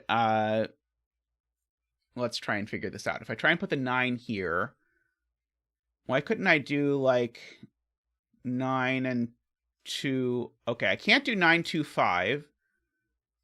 Because of that cell very weirdly. 9, 4, 7 doesn't work. Oh, right. The thing I should look at is the 1 pencil mark. If this is a 9, then that's a 1. And so I don't have to think about this cell. I just have to think about the fact that if this is a 9, that's a 1. And that doesn't work. And if this is a 9, that's a 1, and that works even less. So therefore, that's the 9. Okay, good spot.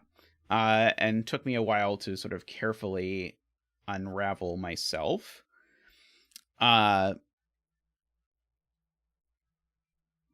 Okay, so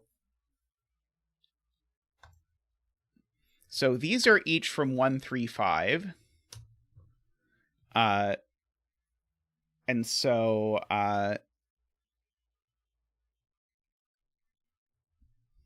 Oh, you get a donation from Tallcat. Getting ready to head to the airport and back to the mother country. A little more something to buy Tristan some more Yorkshire tea and Zach some Christmas fish. Thank you so much, Tallcat. Much appreciated. We'll get you a nice little donation dance. Ba-da-ba-ba-ba-ba, ba-da-ba-ba-ba-ba, ba-da-ba-ba-ba. Woohoo! Ba-da-ba-ba, woohoo! Da-da-da-da-da! Thank you very much, Tallcat. Much appreciated. Thank you so much from Zach and Tristan and I. All of us at zetamath Productions greatly appreciate your generosity and time. I hope to have you back on the stream again sometime. All right, so the question from Chameleon is exactly the same thing true about 9 in column 5, and I think it is.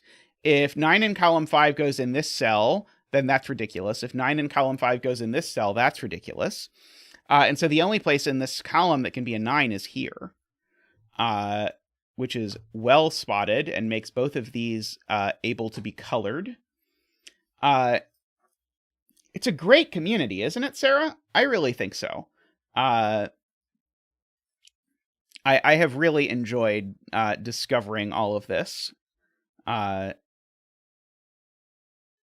All right, and now that's all the odds in this column. So this is even and this is odd. And if this is even and it's a 3 or a 4, it's not a 3.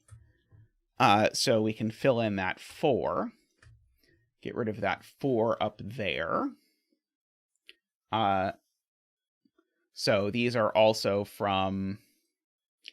Is it possible I can put a 7 up here? Let's do the math on that. If this is a 7, that's a 1. That doesn't sound great. If this is a 7, that's a 1, and that doesn't sound great either. In column 5, I can't put 7 up here, so I have to put the 7 here. And so I get another 1, 3, 5 thingy-majig over here.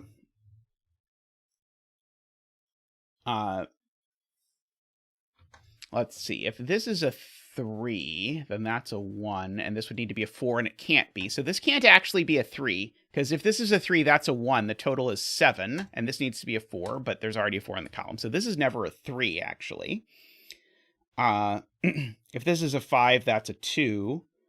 If this is a 1, then that's an 8 and a 3.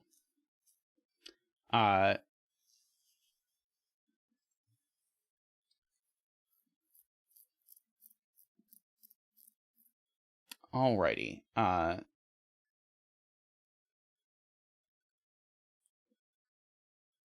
Is it a problem if this isn't a 4 or something like that?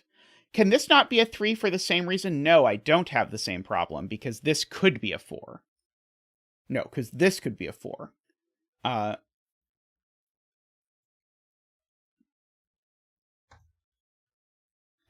Yes. Okay, yes. If this is a 5, I need the total to be 11, which is a problem because the total will involve a 1. So neither of these can be a 5. Good spot to Garian and Andrew. So this is a 1-3 pair, for whatever that is worth.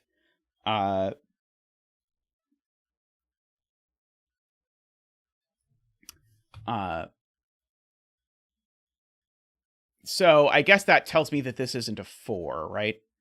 Oh, maybe not. So if this is a 1, I think I don't actually know what happens. Because I think then this could be 3-4 or 5-2.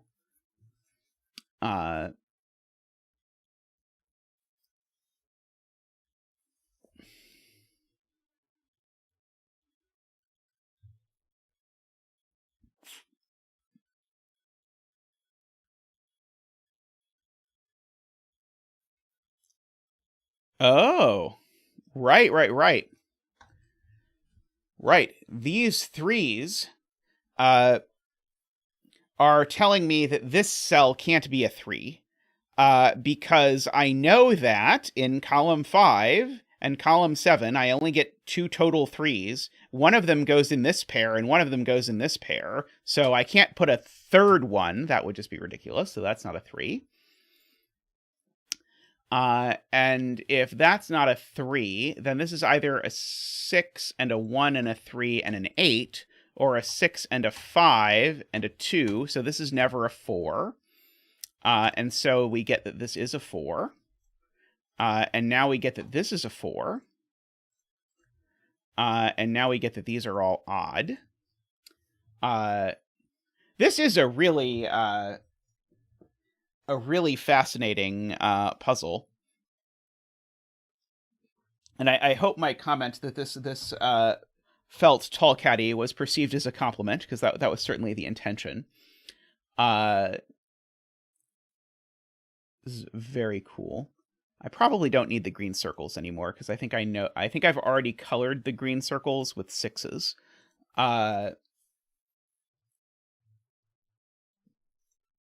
No, row 2, column 1. Very smart spot from Liam. This cell sees 2 and 8 in the row and 4 and 6 in the column. So it's orange. Let's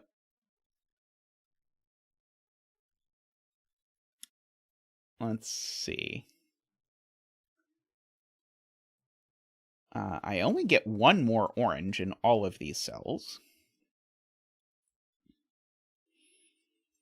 Oh, in fact, actually, if I look at it, if these were both orange, they would be a 1-3 pair, and it would break the box. So one of these is orange. Sorry. So, oh no, that doesn't. Sorry. So these aren't both orange, but that's not how the world works. Sorry. I thought I was going to then prove that these were both orange, but I realized that would be putting 7 oranges into a box, which is probably not the correct thing for me to do.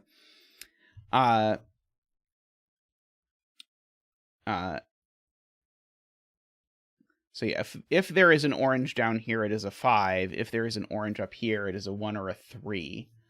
Oh, well, this can't be a 1 or a 3, can it? I don't think so. If this were a 1 or a 3, oh, maybe it could, annoyingly.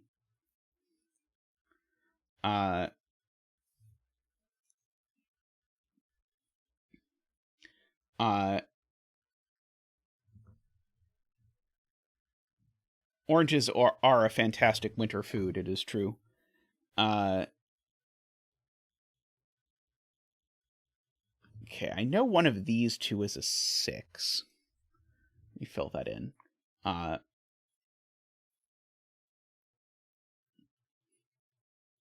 trying to avoid doing this math thing that Garion is suggesting, but I'll do it in a minute if I don't see anything else. To figure out what the minimum value of this is. It's going to require more care than went into our previous calculation. One of these is a 7. I'm just trying to see if there's any sort of Sudoku stuff that seems very valuable to look at. So if this cell was even, it would be a 4. Because that's the only even digit it does not see. Is this being a 4 a problem? If this is a 4, then this has to be a 5 immediately. Because... oh no, yes, right. If this is a 4, this has to be a 5 immediately. And then this has to be a 9. But I don't see anything wrong with that 4, 5, 9 combo. Breaks because of 6 in column 2. Oh, that makes me happy. So if this is even, it's a 4. So that is a 9, and that's a 5. And Medi then says, now I can't place 6 in column 2. Because I can't place it here. Because that would require a 6 and a 4. Oh, right. One of these two has to be a 6. Right, that is a thing I have not pencil marked, but that is true. And so the point is, if this is a 4, remember, this is no longer a 6, and so that's a 6. And so these two are both 4, but that's a problem. Because if that's a 6, these two cells are the same. So this cell's not even, it's odd, is the upshot of all of that.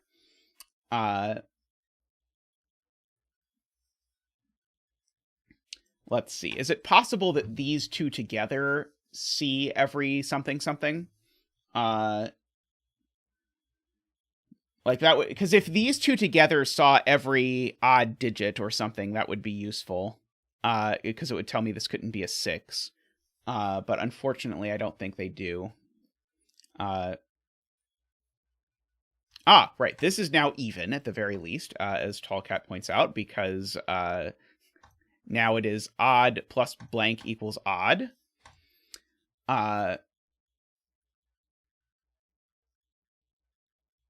Let's see. Okay, so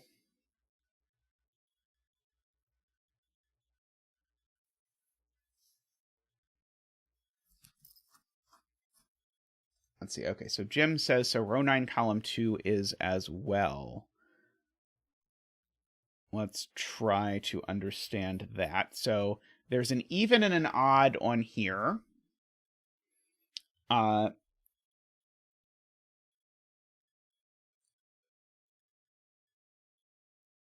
So that is 2 evens in the column.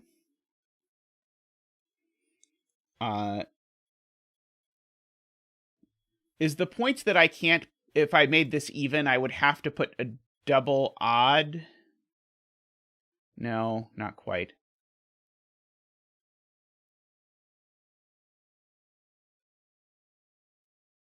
How do I know this arrow has 1 odd and 1 even? I don't think I do I?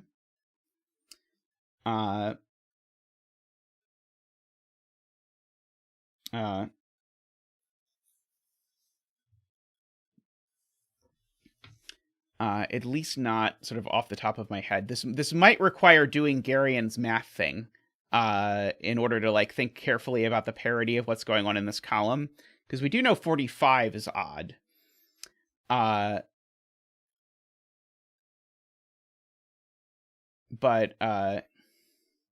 Okay, so let's try and do this sort of parity math in the column.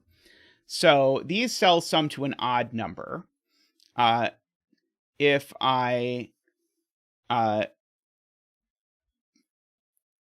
replace this cell, so these cells sum to these cells also sum to those cells. I'm just going to throw this one away. And then I know that the total of this is even, and I know that the total of this is even, but this isn't going to do it. Okay, so now I think we actually have to do this with math. And so I think I have to give these things names. I may ask chat to write down, because I think this is going to be like a system of equations, so I will ask chat to write this down if I get confused. So I think in this column, the point is that these 4 cells sum to 12 plus red plus purple. This is going to be horrendous.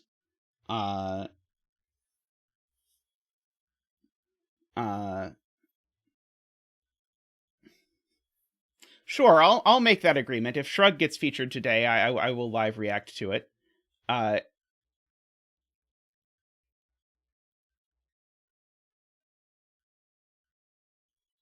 You can color column 2 and shift the values.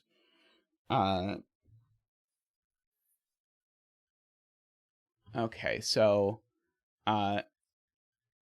45 is it's 12 plus red plus purple.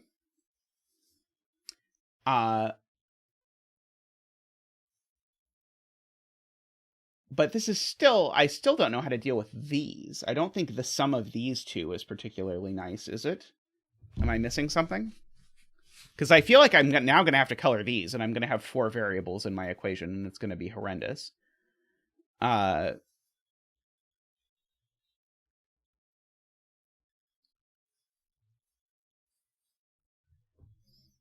best I can figure out.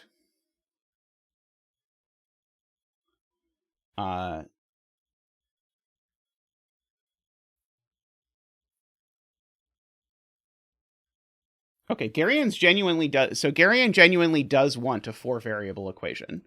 Garion is usually right about these things. So 45 is, so someone can write this down. 45 is, so it's 12 plus red plus purple plus black plus green plus black plus purple plus green plus red plus this cell, I guess, is a 5th color. This can be yellow. So whatever that amounts to, what on earth is that supposed to tell me?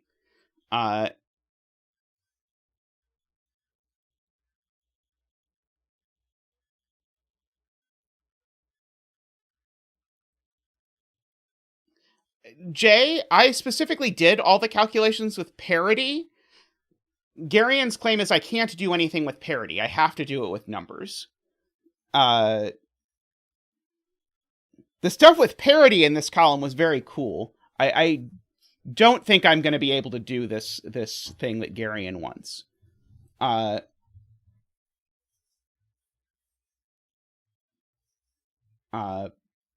Because, like, I said out loud what the equation is, but there's no way I'm going to be able to do that unless I write it down. I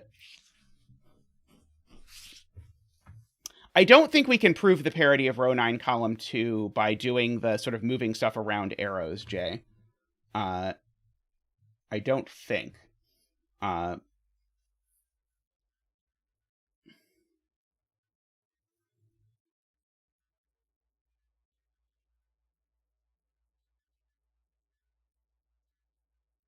Yeah, I think the way Ilm has it said is correct, which is that if I double all the colors and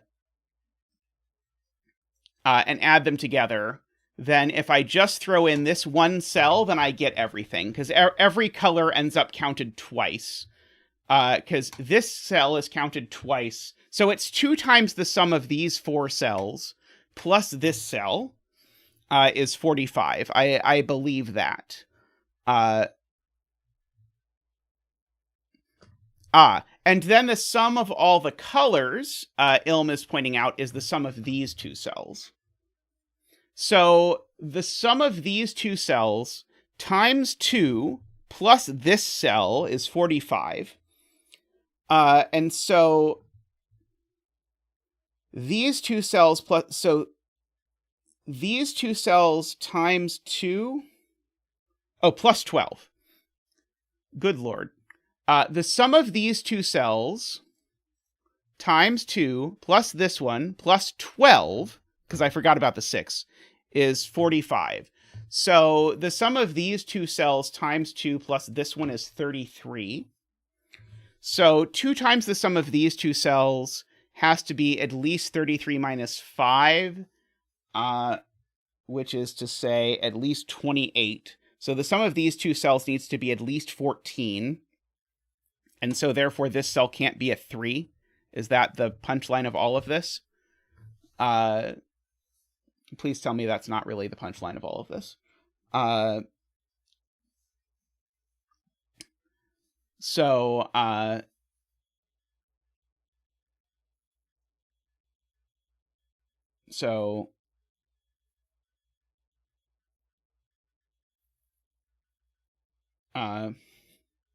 mean, technically it did get us a single candidate elimination. I admit it doesn't really feel like this is what the puzzle wants us to do, but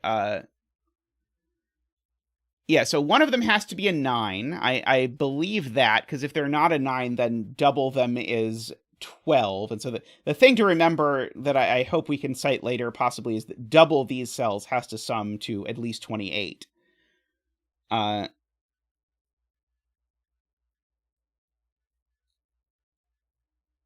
5 would force 2 5s in the column.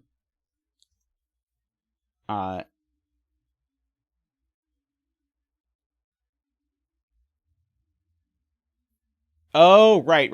Okay, it's because of this. So,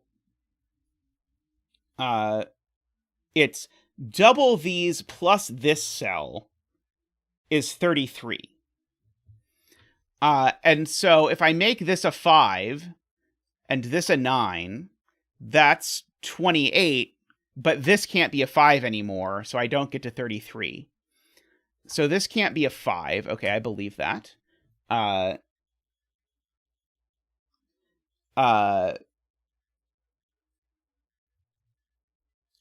see. I did DDX. It was quite an adventure doing it. It was I think it was the most difficult Fog of War puzzle that I've done so far.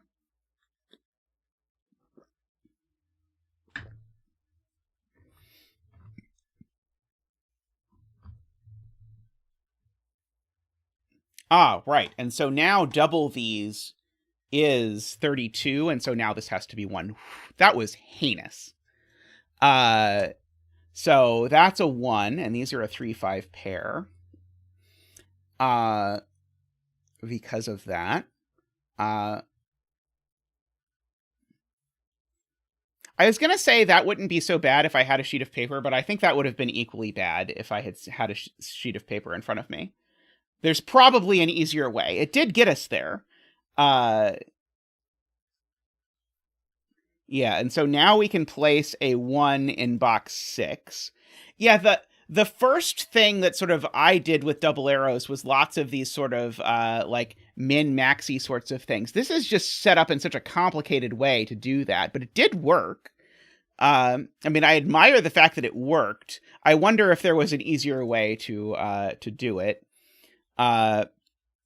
Anyway, this cell I think we have to prove can't be a 1, because if this was a 1, what on earth is this going to be? It can't be anything unless I'm willing to make these double 2. So therefore, this is a 1. And so now once that's the 1, it's the last odd digit in this box. So these all become even. And so this is 2 or 8. And these are 2, 6, or 8. Oh, I guess this could be 8 if these were 7 and 9, maybe.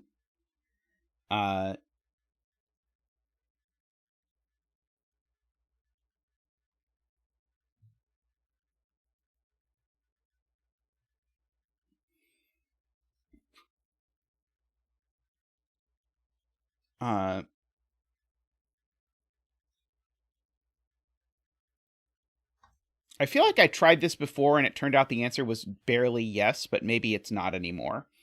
If this is a 2, then this would have to be a 3, and these would be 1, 4. And so, that's a problem, because now this is... No, 5, 2, that's fine, right? Oh, but one of these is a 1. Right, that's the problem. If I make this a 2, neither of these cells is a 1. So I make this a 2, then I need the 1. So this is an 8 because of the pencil marked 1s. Yes, thank you. My ability to remember about the pencil marked 1s has not been particularly impressive so far. So these are a 2, 6 pair.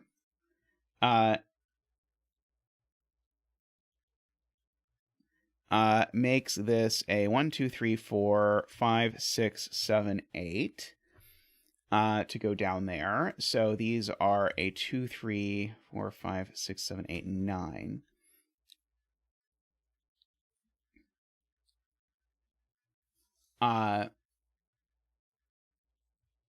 Like that. I don't know why in my brain I'm convinced this line adds to 12 when 12 is the one thing I know it doesn't add to. And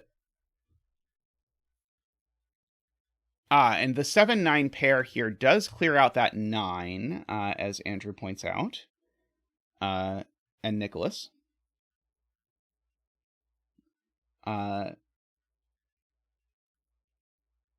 Let's see.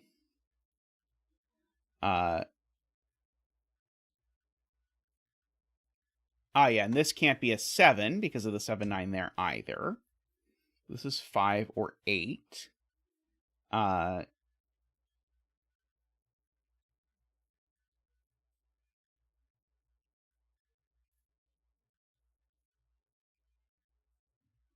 think if you weren't parity coloring in the rest of the puzzle, I think this step would be very nice. Because if you weren't parity coloring, there would be an easy way to keep track of it. But I don't think you can do this in any sort of elegant way without, like, coloring it and then using colors to indicate what cells are doubled or whatever to visualize it. At least I can't. Was my problem. Maybe I should have used X's to count, like, this cell is counted twice. Maybe if I changed a circle to an X to say this cell is counted twice, that might have made it manageable. Because probably what's happening is the setter probably has a better way to notate this without pen and paper than I do. Either that or the setter wants me to use pen and paper. But, like, I think the calculation, I think, without the fact that I was coloring the grid in blue and orange, it would be very easy to do that calculation by coloring the cells and moving stuff around. But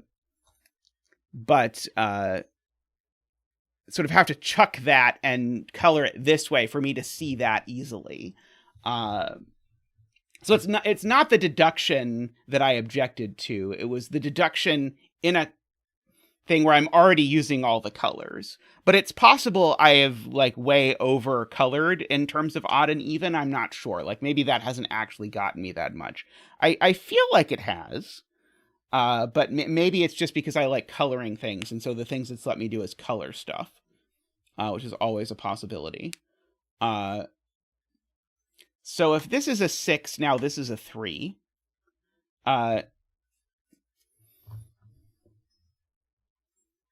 I mean, you can remove the coloring, but if you remove the coloring, then the question is, am I going to want the coloring back? Like, it didn't seem to me like this was an appropriate point to remove the odd-even coloring, but maybe I could have. It's very possible. I mean, it's possible the odd-even coloring isn't doing anything anymore. I could also have theoretically opened a blank copy of the grid and done the coloring on a blank copy of the grid. That might have been an option.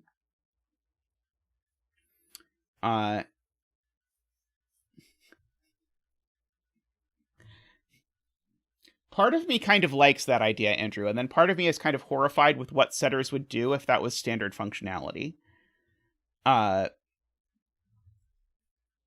So here's this cute way to see this that Isabella's saying. Either this is a 6, in which case this digit's always a 3, because these two digits are the same.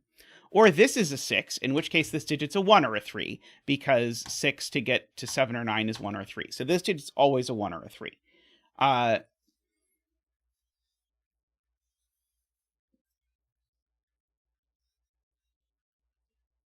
That's interesting, Jay. For me, the point of coloring is to visualize the patterns of blues and oranges rather than to record the information.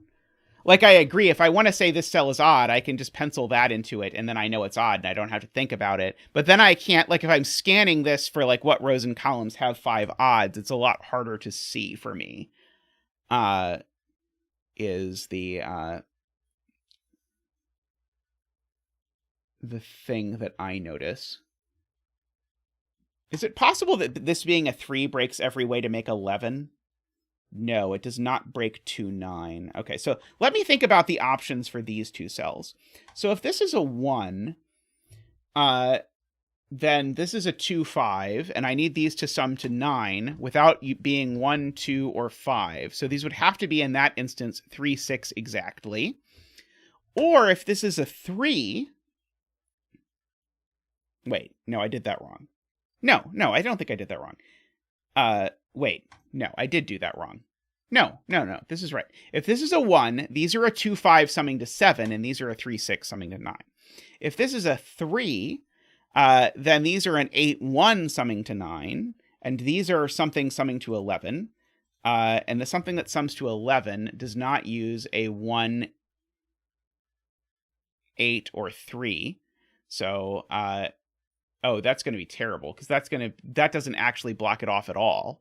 Never mind. Okay, because 3 and 8 already add to 11, so you only lose one of the 14 ways to make 11.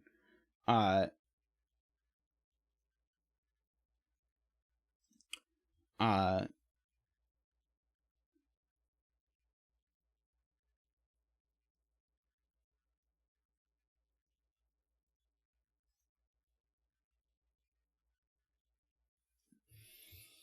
it's interesting. If this is a 2, this has to be an 8, I think. Oh, unless this could be 1, 7. Maybe this could be 1, 7. But I'm noticing if these add to 8, I've ruined 2 of the ways to make 8. So this summing to 8 is suspect intrinsically to me.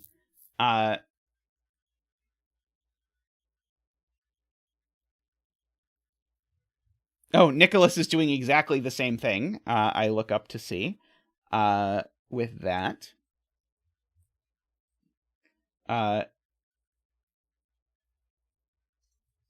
I do agree. I think Simon would love this. With David. So do I actually have to use the fact that I know that these 4 cells sum to 16? I think, right? That was what I think that's what we learned, is that these 4 cells sum to 16.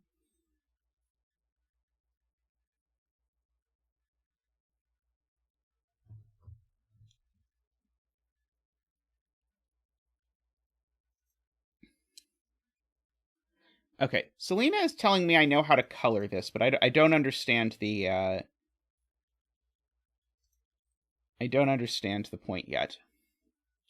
Oh, is the point that I know this is an odd-even pair because they sum to an odd number. So one of these is odd and one of these is even. How do I know which is which?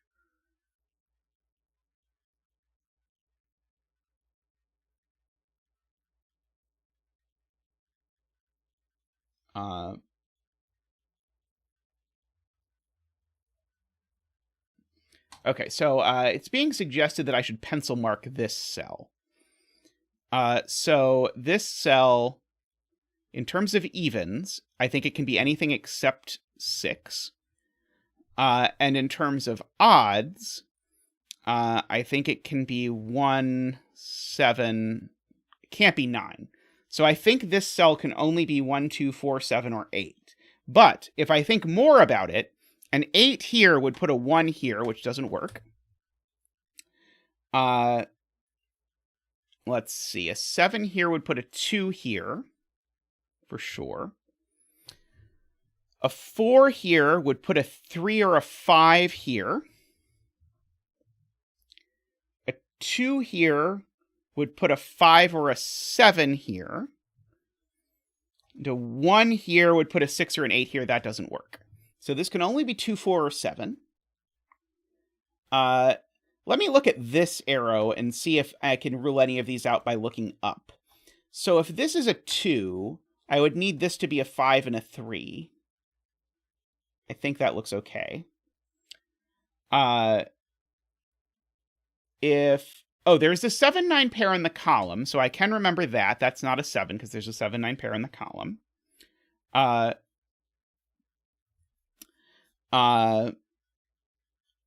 7 here forces these to be a 5-8 pair, actually.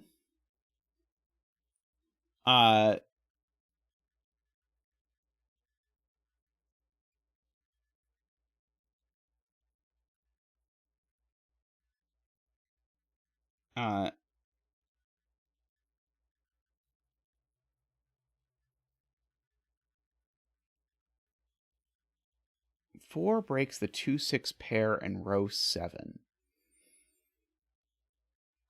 So if... yes, okay, so that's true. If this is a 4, then these two need to add to 10. They're not 5 and 5s, they'd be 8 and 2, but they're looked at by a 2-6 pair. That's complicated, but it's true. It can't be a 4.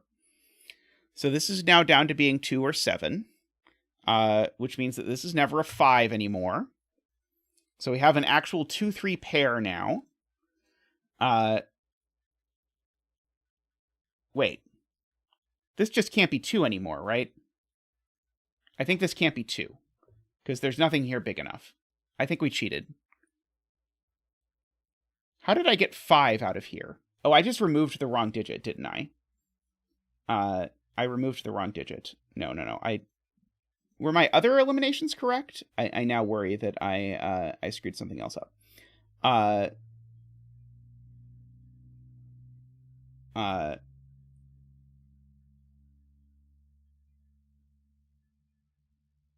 Yeah, I think I screwed up when I tried to remove 5 from this, because 5 and 2 do add to 7.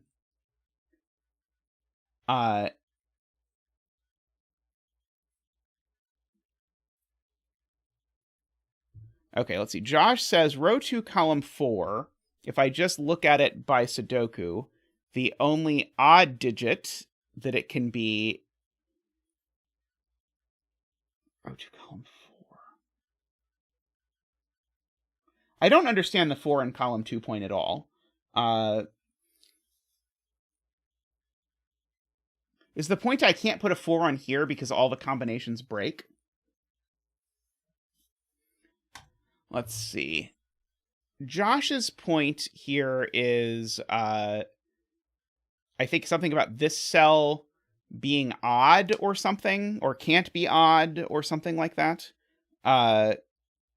It's not a 1. Could be a 3. It's not a 5. It's not a 7 or a 9. Right, okay. So Josh's point is the only odd digit that this can be is 3, and that doesn't work. So I like that. So if you just look at this, it sees a 1 and a 5 in the row. And this is very much in the spirit of the rest of the deductions in the puzzle. So I like this Josh way of seeing it. This cell, if it's odd, what can it be? It can't be a 1 or a 5 by the row. It can't be a 7 or 9 by the column. So it can only be a 3. But if this is a 3, then that's a 2, and those add to 5. And no matter what I make, this is not going to work. So this cell is, in fact, always even, which means this cell is odd, which means it's a 3. So that works. Funnily enough, that still doesn't tell me if this is a 6 or not. But now this can't be a 2. Because if this is a 2 now, these need to add to 8, and they can't be 8, 0, and they can't be 5, 3. So this isn't a 2 anymore, it's a 7, which makes that a 9 and a 2. And so that's a 7. Now, these two need to add to 13, so they're either 5 and 8, or they're 5 and 8. So that is 5, 8. And so these cells up here are 4 and 6. Let's see. 6, 7, 1. Put 1, 4, 3. This might work both ways. I think this works both ways. This is a 7. Oh. 7 is odd. 2 is even.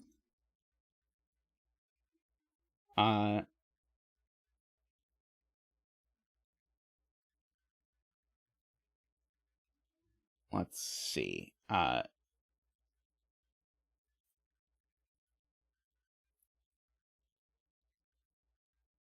So the only odd digit left in this row is a 1, so therefore this cell is even, because it's not a 1. And therefore this cell is even. And that's actually all the evens for the box. So these are all odd. And this is the odd for the row, so it's a 1. And so these are therefore even. Okay, that's getting very nice. So we're back to sort of like the flowy part of the puzzle, sort of like getting all of this done. Let's see.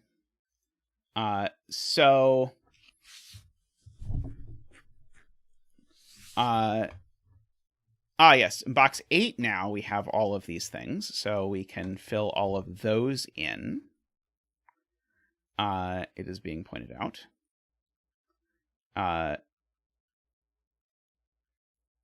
So this is even.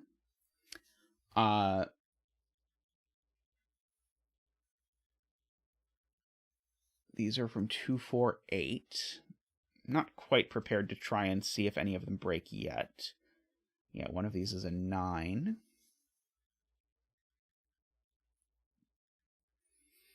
Oh, yes, excellent. Garion has it. This cell sees 2, 6, and 8, so this is a 4. So if this is 2, 8, then this is a 6. That doesn't work. And if this is 2, 6, then this is a second 4, and that doesn't work. So this can never be a 2 anymore. So this is a 6 and a 2. 6 and 6 would make this 8. 6 and 8 would make this 10. That doesn't work. So this is a 6. That's a 2. That's a 5. That's an 8. There we go. I got there eventually.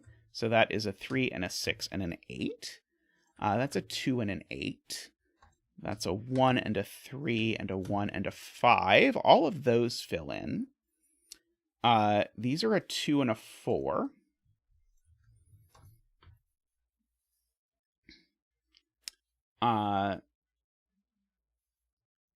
So now does this cell...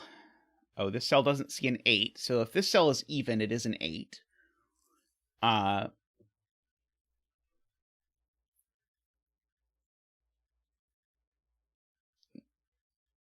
And so these would have to be 8 and 4, something to 12, which would make that a 7. Row 9's last even, Garion points out, is a 4, which can't go there, so it has to go there. So this is odd.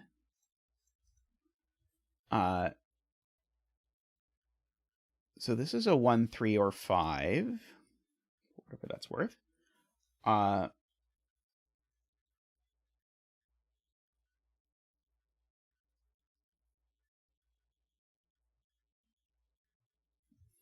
it's not a 1, 5, or 7, but I guess I don't really know what to do with that.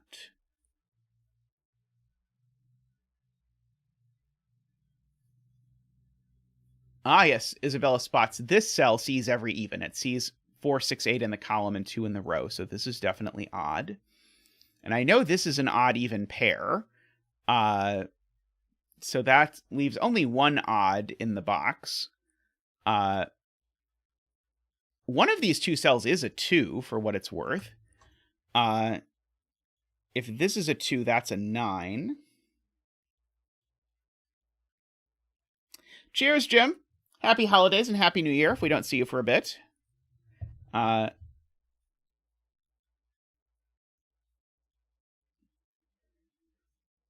yeah, if this is a 2, that's a 9. Otherwise, this could be a 4 with a 7, or a 6 with... Oh, it can't be a 6 with a 5, for what it's worth.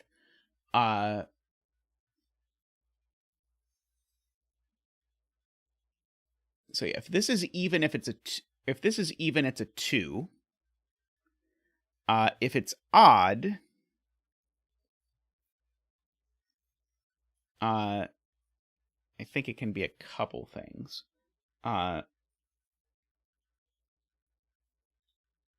6 in row 2. Right, 6 can't go here because it would need to go with a 5 there, and that doesn't work. So 6 in row 2 only goes here. Good spot from Garion. So we've got that, and so the only even left... So there's only 2 ways that this line works now, which are a 2 with a 9, if this is the even, or a 4 with a 7, if that's the even. Which is interesting. 5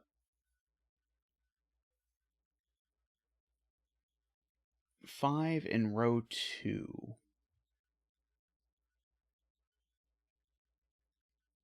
So not in any of those cells, not in any of those cells. So the 5 in row 2 is either there or there. Do I know it's not one of those?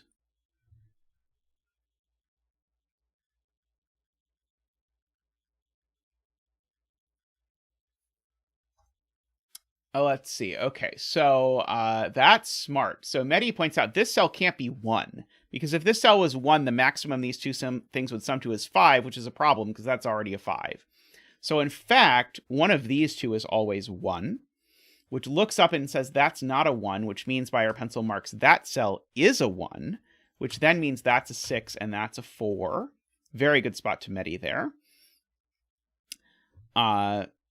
So we've got that. And so now this cell is a 6 just by Sudoku because I need to put a 6 in the box and I don't have anywhere else to put it. Oh, Jim donates and says, thanks for a great year of live streams. Thank you, Jim. Thank you very much. We'll get you a little donation dance. Ba-da-ba-ba-ba-ba, ba-da-ba-ba-ba-ba, ba-da-ba-ba. Woohoo! Woohoo! Thank you so much, Jim. It's been great having you around. Thanks for all the help and all the hanging out. I hope you have a great rest of your day. Awesome. Thank you so much, Jim. Much appreciated.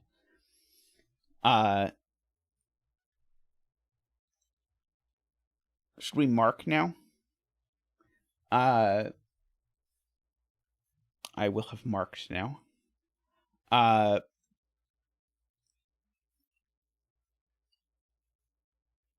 Okay.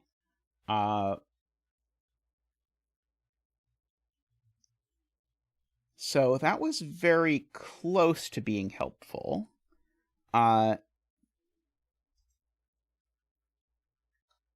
If this is a 3, I think it breaks. If this is a 3, this has to be a 5.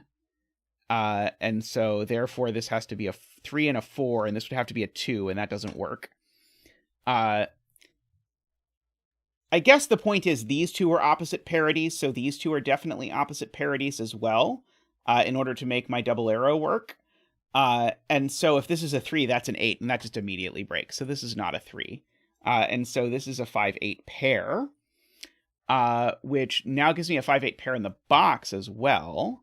Gives me a 1-3 pair over here. Rules 3 out of those cells.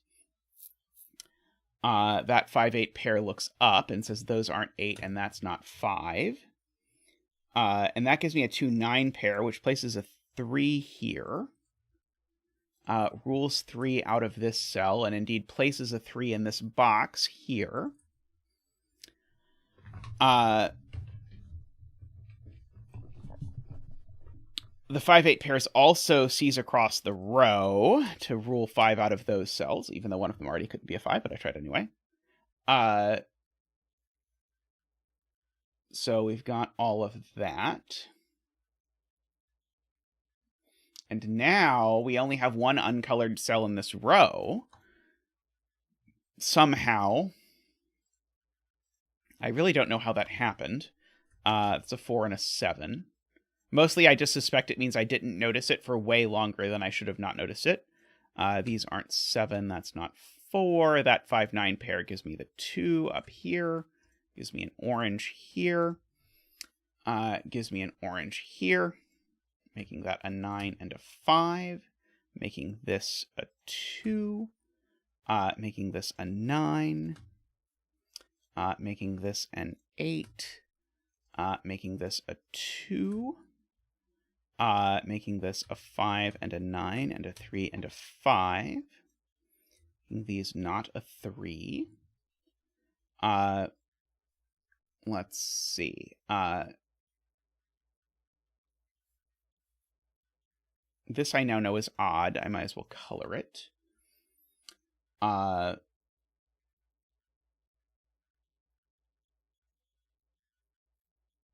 There's a 7-9 pair in row 7. That's going to help a lot. Thank you, Mario, making that a 3 and a 1. And now, the maximum these two things can sum to is 9, so this can never be an 8. So therefore, that is a 5.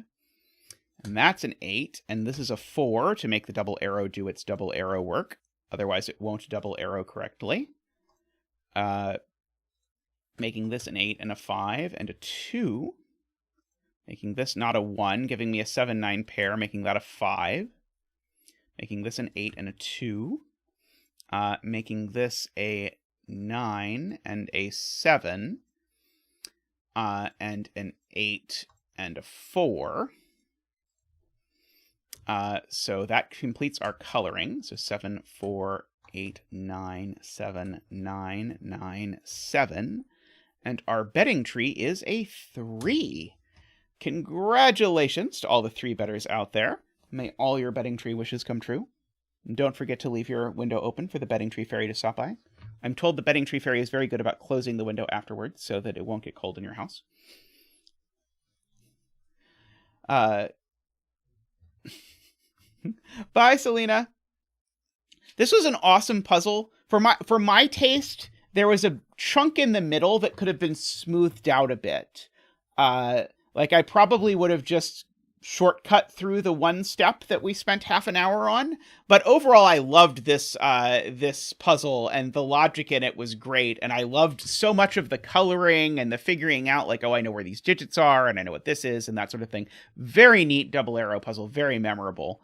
A lot of really great stuff in here. Do recommend. Alrighty, I'm going to take a quick break, and then I will come back, and there will be more Puzzle-itude. So fear not, more puzzles coming back very soon. Be right back.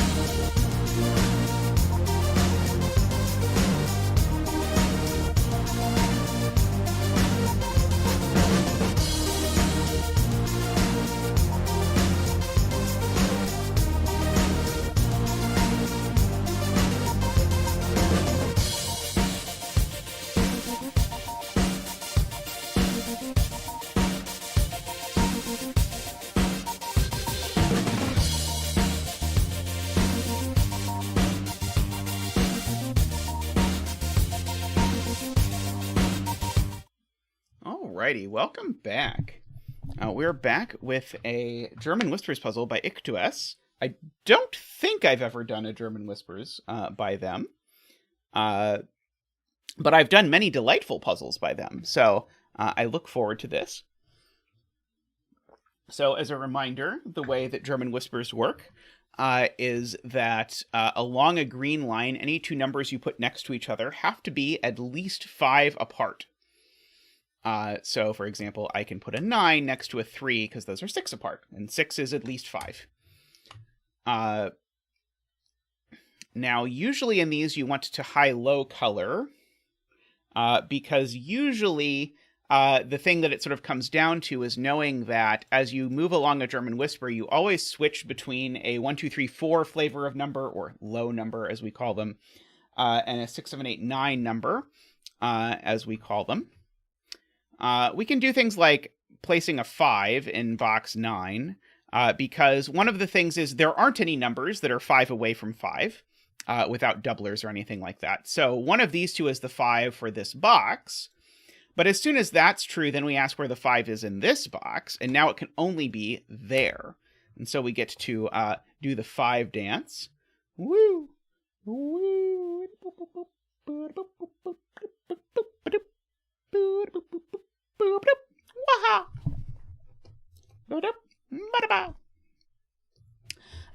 Hey, MLSig. MLSig asked what my background in math is. So I am an arithmetic geometer. I'm a math professor, so I got my PhD some number of years ago that was fairly large. But my training and most of my research is in number theory geometry stuff.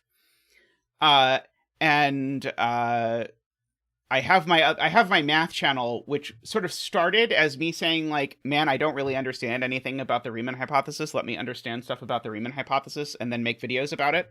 So a lot of stuff on my math channel is stuff that I sort of like learned over the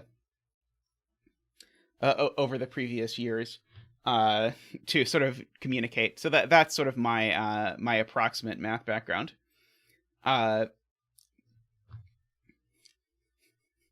And yes, there are. Zach does do a different dance for each digit. That is an important component of the process. Okay, so okay, so it's being asked where 4 and 6 go in this box. Hey, Javier, how are you? Thank you, MLSig. I hope you also enjoy the Sudoku. Oh, Isabella donates for Zach's Christmas present. Thank you, Isabella. We'll get you a little donation dance. Woohoo!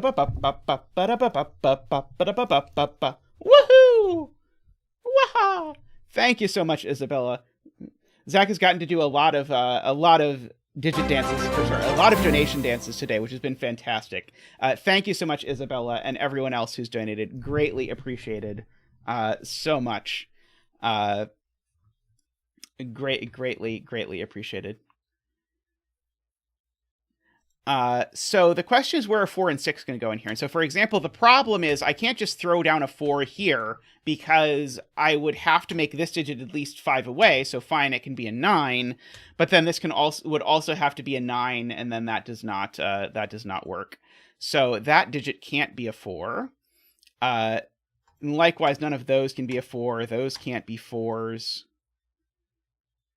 Oh, right. So one of them is down here and the other is here. So that's the point. Okay, got it. So I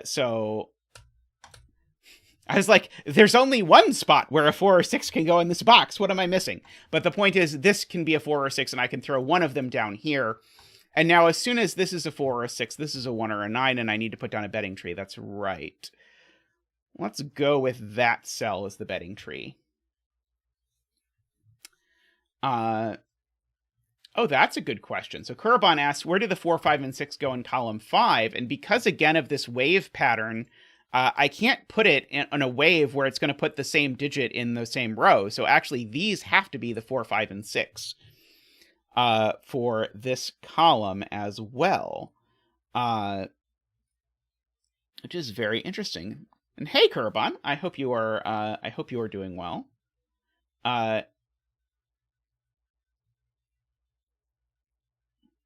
Culture differences in math practices. That sounds really interesting.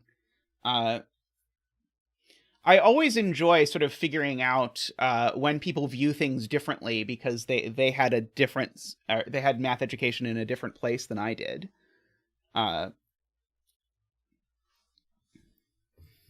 Like U substitution, I know is taught just completely differently in a number of places that does not involve a U, for example. And I have figured this out over time.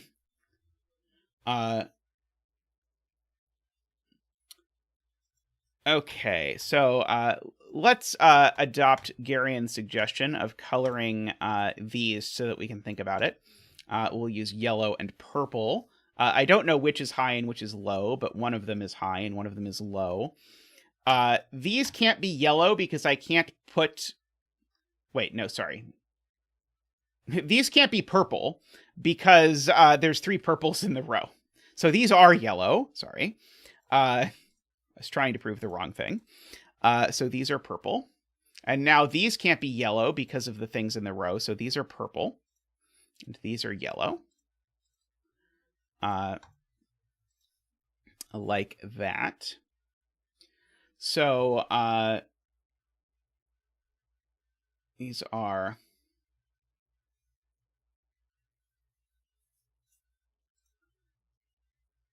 doing, let's see, so this could be a purple 4 or 6, for example. None of these can be the purple 4, 6. So the purple 4, 6 is over here somewhere. Box 9 has its 4 purples. How did I not color this cell? No, whatever. Garian's point is all of these are yellow, and so now this whole column has its yellows, and so these are both purple. Purple, that's not purple. And so then I can percolate the purple. Percolate the purple, I'm sure Andrew would say. Can percolate the purple along here, and so these are all going to be yellow.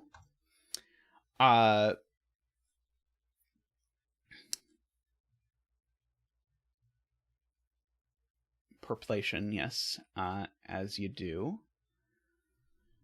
Yeah, which of these cells is the purple 4, 6? And so this is the purple 4, 6, because again, if I put a 4, 6 in any of these, I would have a big problem. And so none of these are the purple 4, 6. One of these is so one of these two is the purple 4, 6, I suppose, is the point. No, not quite.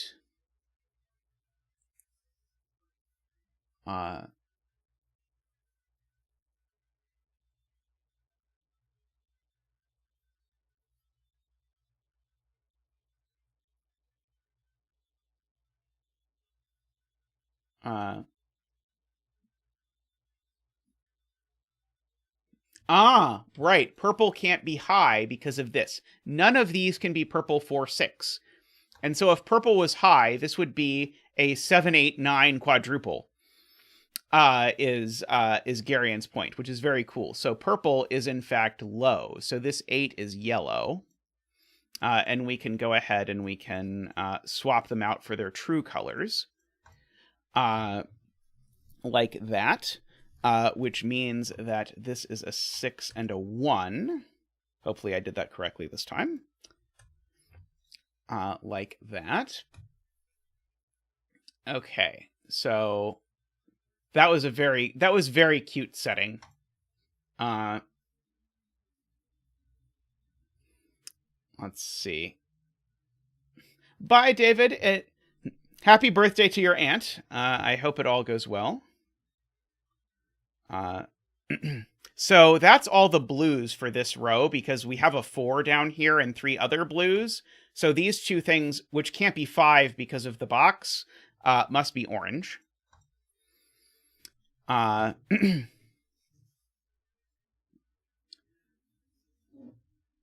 Let's see. Yeah, I don't think I know much about 5s yet outside of the bottom part of the grid, unfortunately. Well, I've got all the oranges in this row.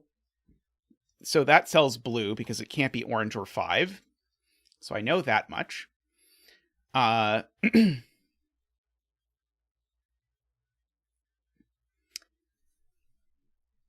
These I know are a 2-3 pair. I guess I can fill in. Oh, row 8, column 9 is a 4, which means that's a 9. Smart point, smart point.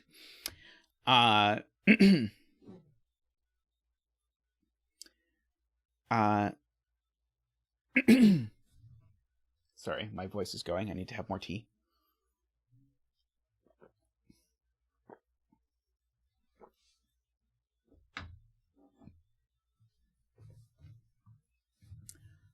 Seven, 8, 9 triple in row 5. Right. These are not 6, so these are 7, 8, and 9, and that one's not 8. I don't know if I want to mark that these are blue or green. That feels gratuitous. Oh, I have all 4 lows in this row, so this cell is definitely high because it's not a 5.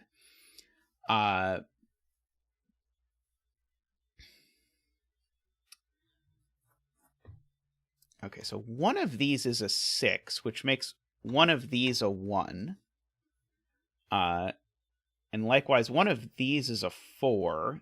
One of these is a 4. So one of these is a 9, which means that this is definitely not a 9. It's a 7.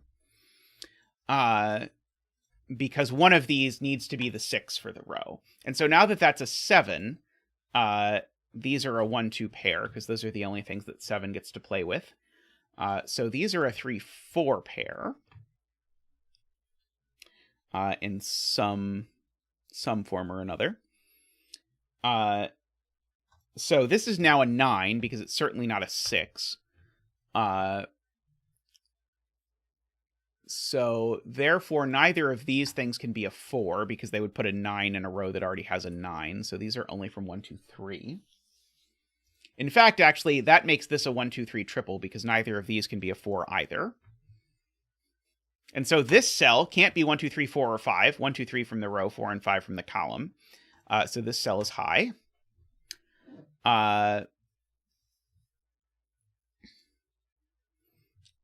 This is a 7 or 8. This could be a 6, though. So this is a 6, 7, or 8.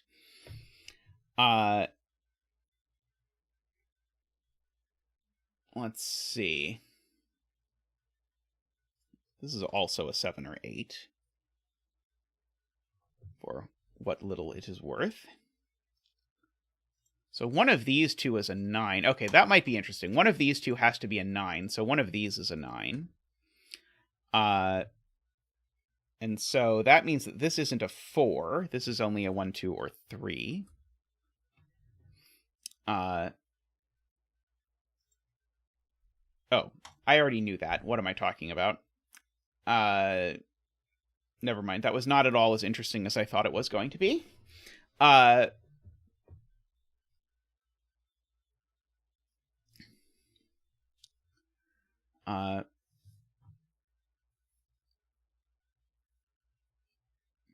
So I know that the 6 goes in one of these cells. And Mario's point is I also, just by Sudoku, know that the 7 goes in one of these cells because the 7 by Sudoku doesn't go there. Hey, Gulliby, welcome. I hope you're doing well. So these are a 6, 7 pair, and so these are an 8, 9 pair. Gorgeous. Gorgeous.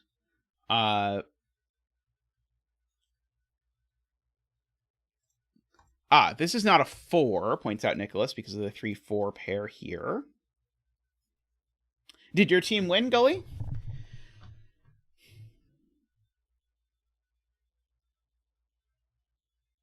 Right, neither of these can be 4, so these are from 1, 2, 3. And neither of them can be 3 either, because they're next to a 6 or a 7, so they can only be 1 or 2, which means that this is the 3 and that's the 2. It means that's not a 2. So these are from 4, 7, 8. For whatever that is worth. This can only be a 2 or a 3. This can only be a 1 or a 3.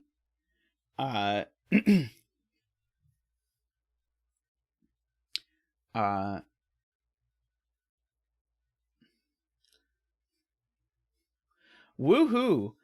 You'll find more Argentina fans here for you, Gully B. So I think you will find you will find your view well supported.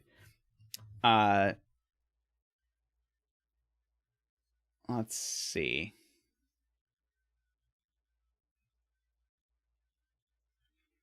Eight, 9, 7. So these are from 4, 5, 6 for whatever that is worth. I mean, this has to be a 6, right? There's no way that's not going to be a 6. It's like the one line that doesn't do what it's supposed to. I'm sure Simon would say that's not a proof.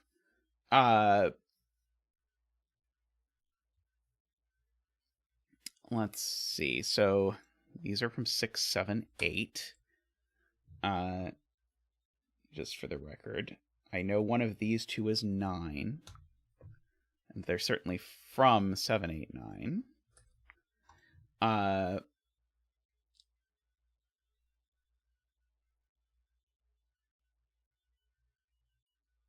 Bye, DDX. I hope you have a good class tomorrow.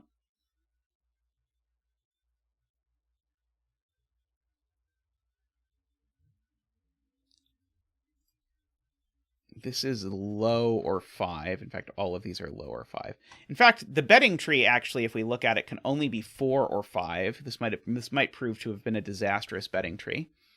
Because it sees every other digit.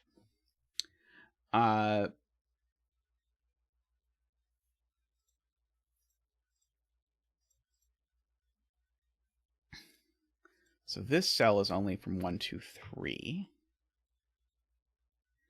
Let's see. What am I supposed to see now? It could be, Mario. It could be. This cell can't be high, so it is also 5 or, whatchamacallit?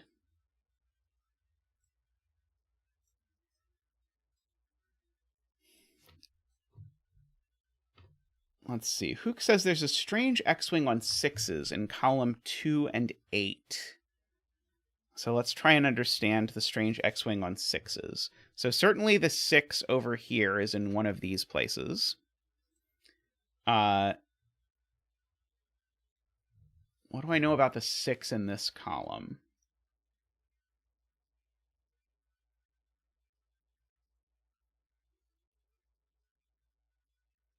Oh, I just know that the 6 in this box is down here, don't I?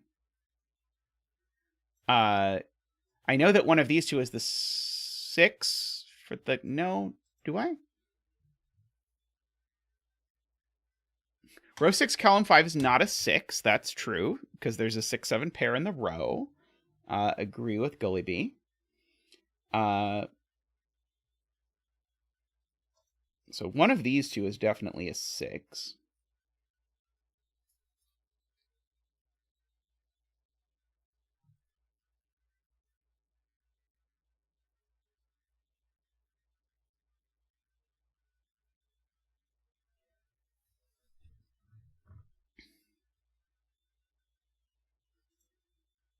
Let's see. So Garian says this cell's not a 6.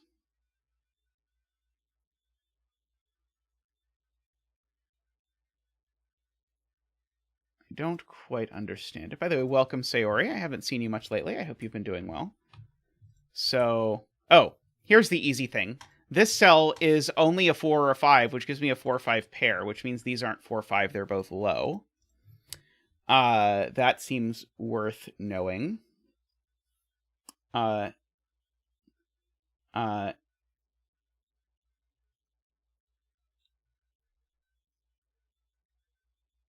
Right, okay. These cells are the X-wing. There we go. Okay, so in row 6, where am I putting the 6? Only in one of these two cells. In row 8, where am I putting the 6? Only in one of these two cells. And so that is an X-wing because that claims the 6 for column 2 and the 6 for column 8. And so in particular, this can't be a 6. And this can't either. And those 6s also tell me that one of these two is a 1, so I know this isn't a 1. Hey,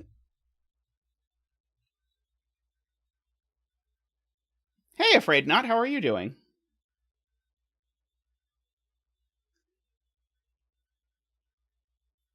I'm now like, oh no, is there going to be a Y-wing or something? Suddenly my brain is afraid of that possibility. Oh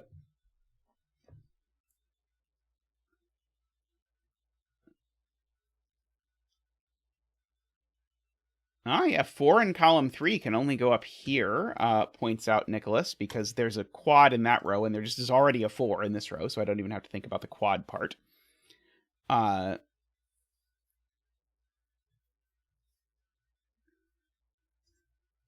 So this cell's always orange or 5. Okay, so now the question is, where is 4 in row 3? Well, it's not over there. It's not in any of those places. Oh, and it's not in the box with a pencil marked 4. So the 4 is in one of these two cells. Ah, wow, that was a great spot, Liam. So the 4 is in one of these, so that's not a 4. Now where is 4 in column 5? Only here. Whew. Slick. Okay, so this is now the cursed green 5. And as soon as that's a 5, then I no longer have to worry about the possibility that this is a 5, so it's just immediately orange. And now that's all my oranges for the box, so these are both blue. One of these two is a 4. I know this is a 1, 2, or a 3. Hey, Alessandro. How are you doing? These are a 4 and something. A 4 and an orange.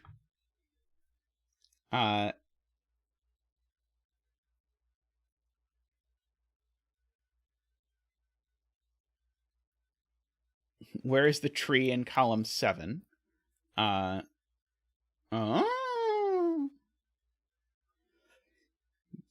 I finally chose a betting tree that I think is actually like essential to the solve, or maybe not essential, but certainly is very useful, because I can pencil mark 4 in this column as being up here, which means the betting tree is not a 4. So we get an early betting tree resolution. The betting tree is a 5. So congratulations to the 5 bettors out there. I know I chose badly. And so now this cell cannot be any low digit because the 4 in the box is over there and it sees the 5. So this is orange. I know it's a genuine tragedy. This is only from 1, 2, 3. Should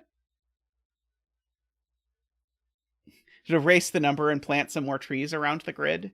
There's a reasoning in that makes sense to me.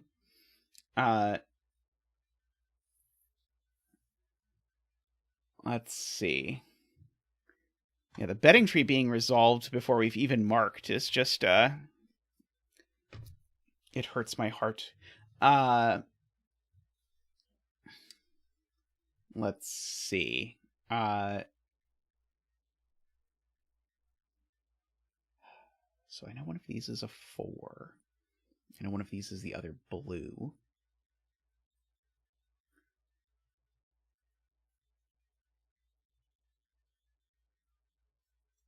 I don't really know what's going on here. Okay.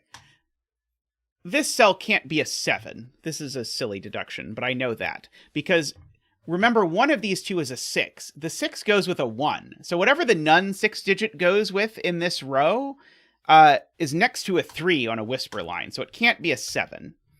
So this is a 6 or an 8. And this cell similarly can't be a 7 for exactly the same reason. So this cell's a 6 or an 8. Okay, that's cool. So that's a 6-8 pair, meaning that neither of these is an 8, which means that this is an 8. Which means that that's a 9, that's an 8. These aren't 8. This has become a 7 and a 9.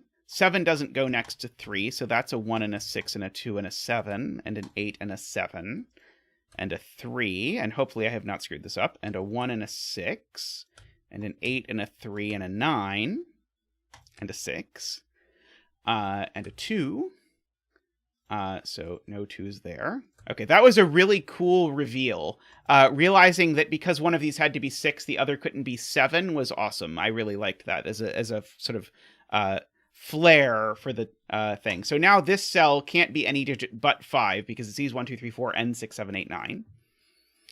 So that's the 5, and this is the 2, and I see Carl has a point.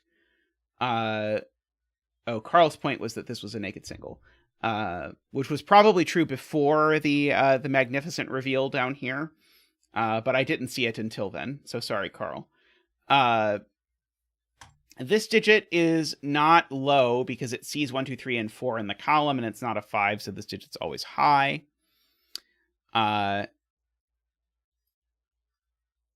Let's see, where else have we done damage? Okay, these are all entirely filled in, so I don't have to worry too much about those, I don't think.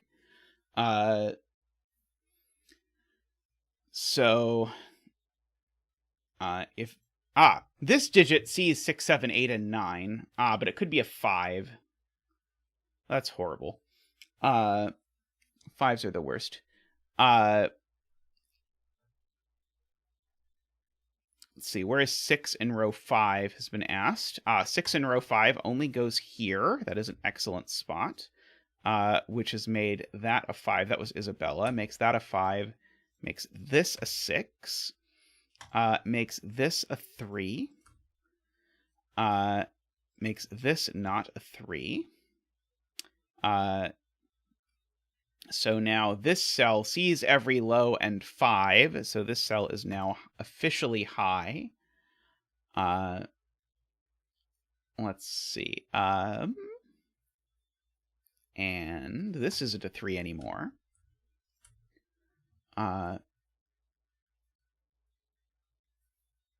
So one of these two is a 3, so these can't both be 7.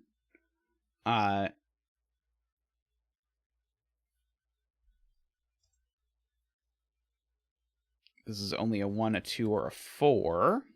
I think Josh wants me to pencil mark. It could prove useful.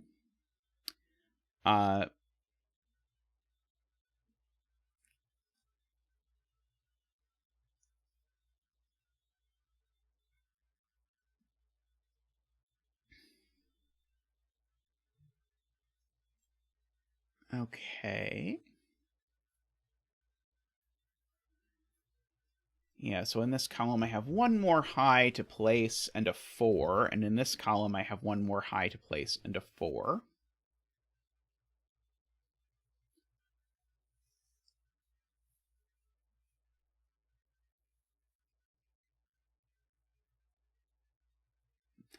This is a 4-6 pair. Because where is 6 going in this column? It can't go there. So this is a 4-6 pair, and so that's the 4 and that's the 6. I pause looking at chat and discover that, and then see that everyone in chat has been saying that for 10 minutes. But yes, that I found it eventually. So therefore that's the 4.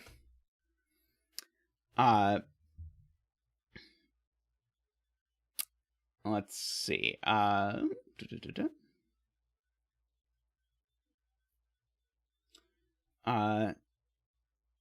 was so proud of that one too. This isn't the 7 for the row, so it's the 9, and that's the 7, which makes that an 8. Which makes this only a 6 or a 7, which means neither of these is a 3.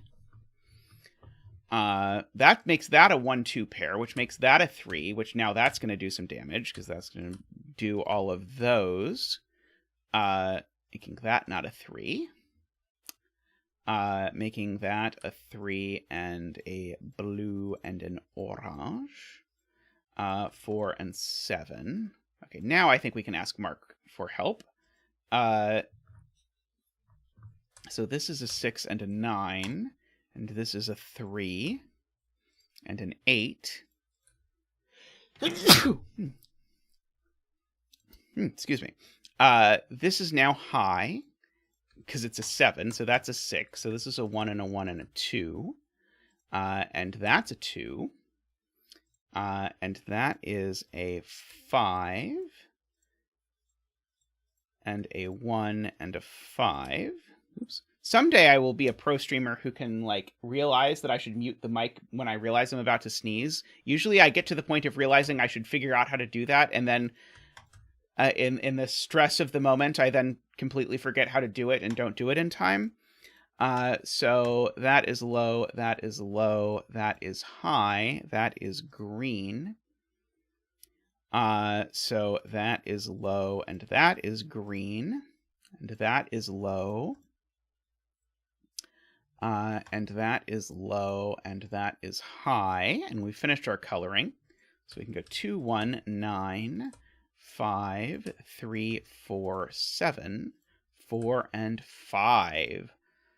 Aside from the early bet tree, that was a delightful puzzle. I really liked that. That was the precision of having almost just 5 identical copies of the same thing in the grid, except one of them is slightly bent, is quite impressive from a setting point of view.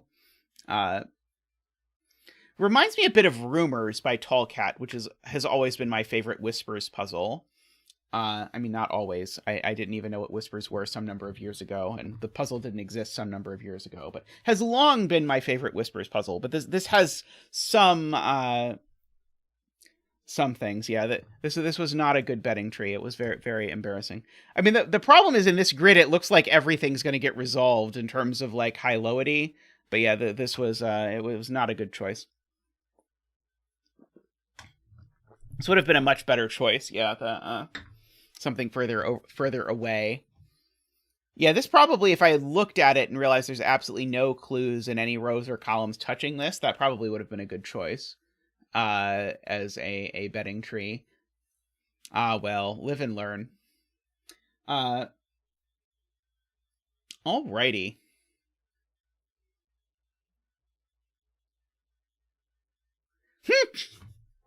I have successfully done it a handful of times, Chameleon. And then it's always like I end up staring at here and being like, what button do I push? Do I push the cogwheel? Do I push the thing? And then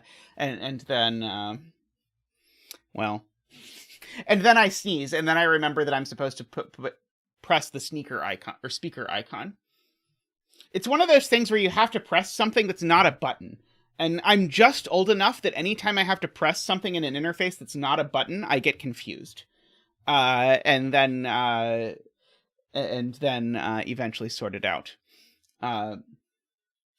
Alrighty, we have time for a 6x6. So let me pull up a 6x6, and I'll be right back with a 6x6.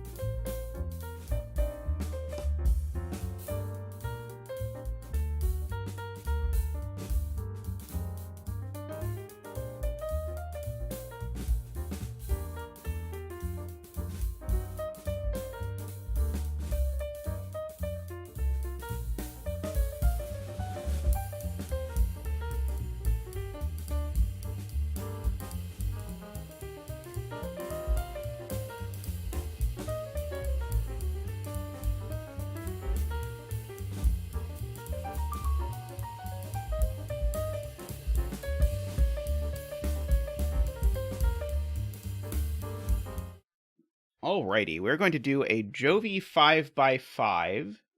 I fear that this might be the largest I can get this without sort of wrecking this, but I think this is probably big enough. I really like Andrew's idea of an AI to detect when someone is sneezing and then just rewind time a little bit to fix it. That would be really, really clever. Okay, so this is actually a similar rule set to a puzzle I did by pulverizing pancake recently. But this is a jovial puzzle again. So I need to place the numbers from 1 through 5 into each cell of the grid, so there's no repeat. So basically I need to make a Latin square. And then I need to draw a loop through the centers of some cells. And on loop segments that pass through circles, the sum of the digits on each side of the circle up to and including the cell containing the first turn must be the same. Okay, so now is the first time I actually get to take advantage of the fact that I now have thicker lines thanks to a J. Dyer supplement. Makes it sound like a dietary supplement. That's not really what I had in mind.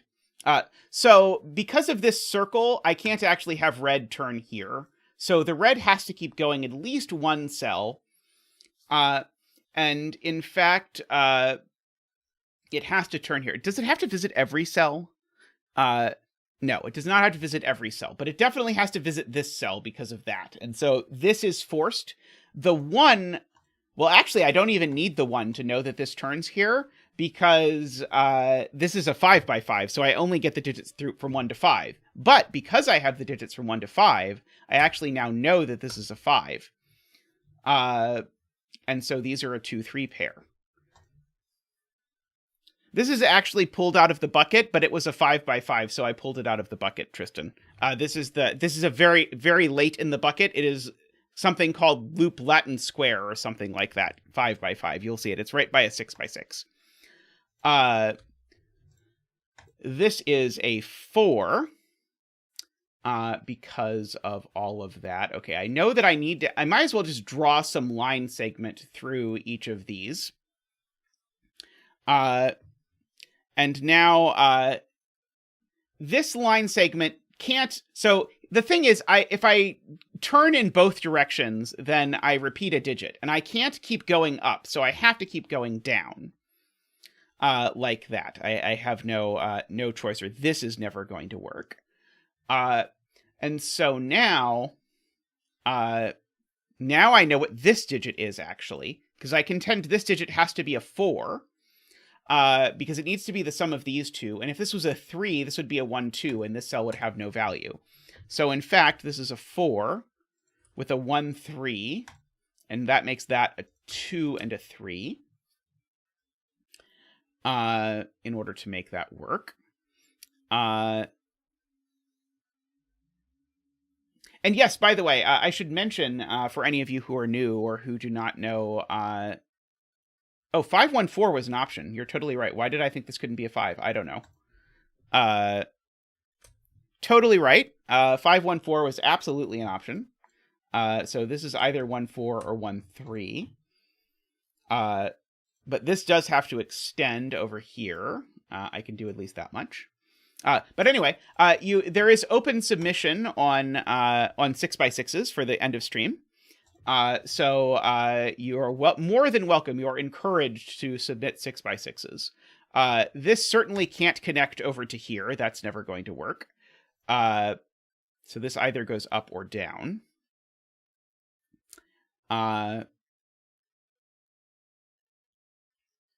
It's possible that whether it goes up or down, this always connects down, but I don't know yet. But anyway, it does not do that. Yes, this needs to connect there. That's what Afraid Not is saying, because this, otherwise, again, this would be two numbers that were equal. If this connects up now, the loop never finishes, so this connects down.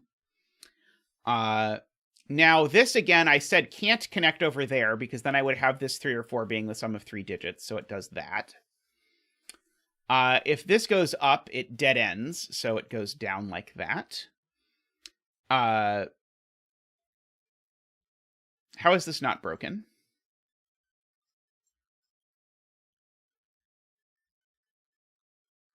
Oh, it's 3, 4, and 2, 5. I was like, it doesn't sound possible, but yes, 3, 4, and 2, 5 works. One of these is 3, 4, and one of them is 2, 5. So we've got that. I definitely know... Okay, well, I can finish the loop. How about that?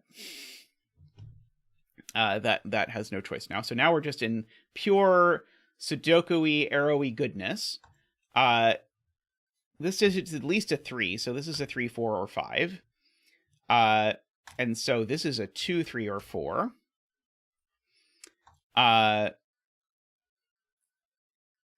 Oh, okay. Jay Dyer has this slick and sexy way to see it, which is that the 5 in this row cannot be part of a sum to 3 or 4. So the 5 in this row has to go here. We know the sum of these is 7, so that's 5 and 2. And these are 3 and 4. And so now I know that these are from 1, 2, 3. And that these are from 1, 2, 3. And so these cells by the column are a 4 and a 5.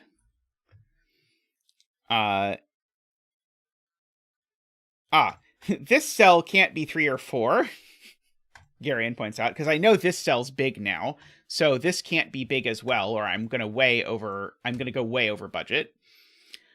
So this is a 1.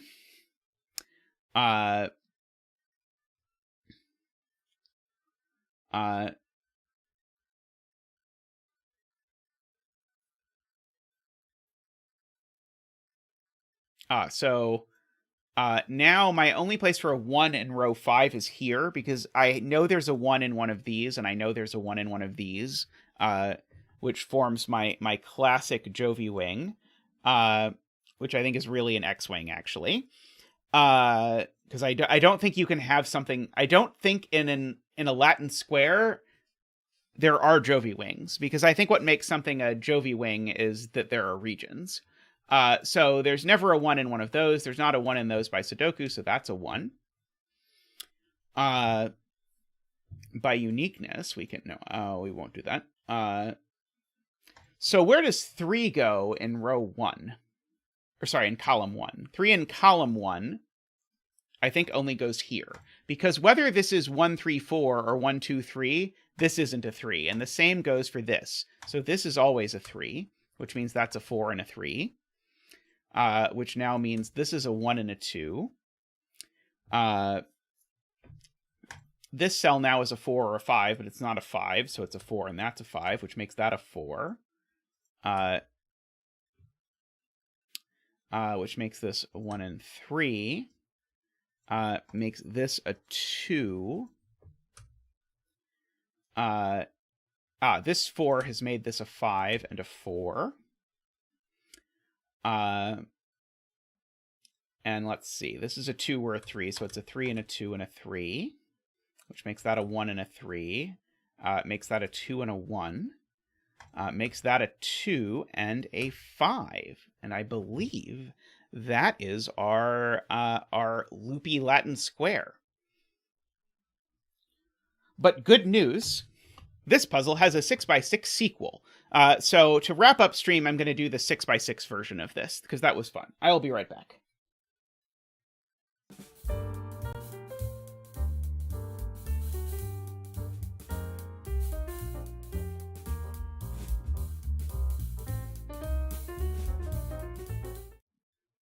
Oops, wrong mode. There we go.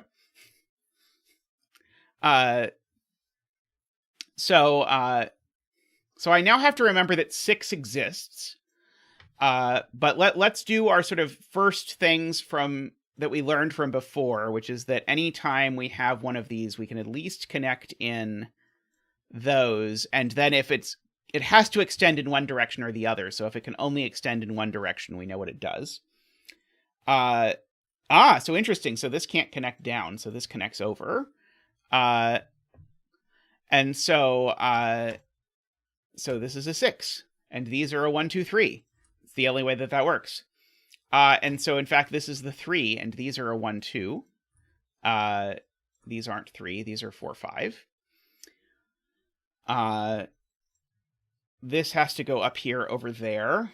Down there at least. It actually has to keep going down because otherwise I close the loop. Now this has no life but to do that, or no choice but to do that. It can have a life, it just can't, it doesn't have any freedom in it. This can't close the loop, so the loop has to go like that. This cell is at least 4, so this digit has to be at least 5. So this is 5 or 6, and this can only be 1 or 2. This is 4 or 5.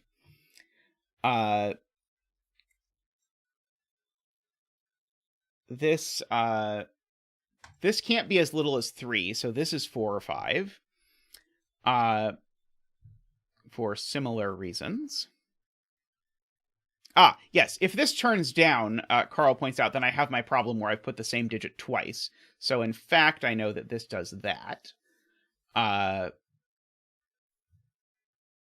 Is this going to go straight up? That would be awesome. I'm hoping that that's what happens, is that this goes straight up. So again, let's fill in that these are from 4, 5, 6.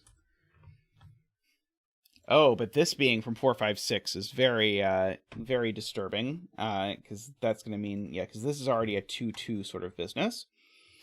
Let's see.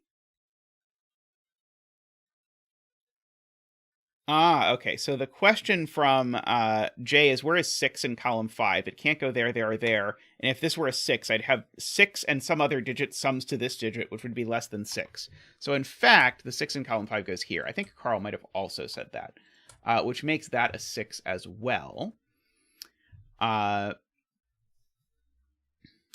So if this turns up here, this is a 1 or a 2. I just want to do that because it would be the weird thing to have happen.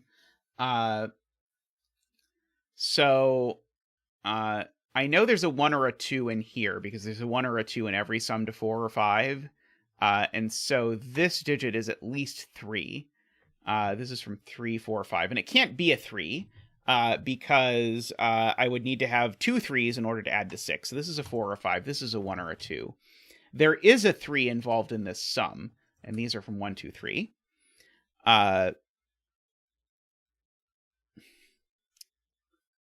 Bye, Gully Bee. Thank you very much for coming by. Glad to have you. Sleep well. 6 in row 2 is placed by the same trick, actually. Garion points out, because I can't put a 6 in a sum to 4 or 5, so the 6 can only go here, which makes that a 5, and that a 4, and that a 5. Resolves what's going on here. That's a 2, 3, so that's a 1. 5 is 1 plus 4, it turns out. So this is a 1, 2, 3, and that's a 1, 2, 3.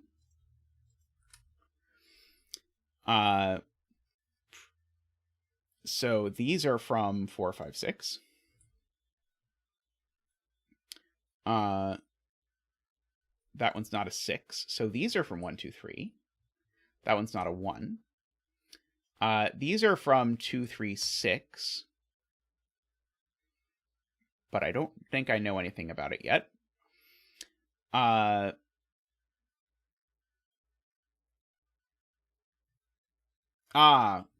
Where does 5 go in this row now? 5 in this row can't go in the sum because it would make it a sum to 4. So that's always a sum to 5 that must have a 4 in it. So this has to be 1, 4, which makes that a 2 and a 3, and makes that a 1 and a 2, and makes that a 3.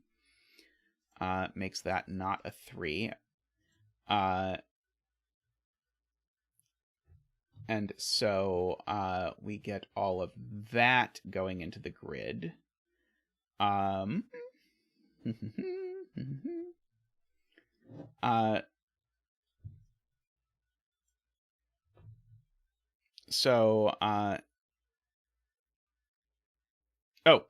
There's a 5 up here. This is the only thing left in the thing. Why am I looking at it? Okay, so I'm talking about a sum to 7 here. And I can't sum to 7 and 3, because if I sum to 7 and 3, then it would have to be 1, 2, 4, and the 1 is gone. So this must turn up. So therefore, this cell is always a 2 or a 3. So it's because it needs to sum to 7. This is not a 1, so that's the other 2 or 3. This is the other 4 or 5.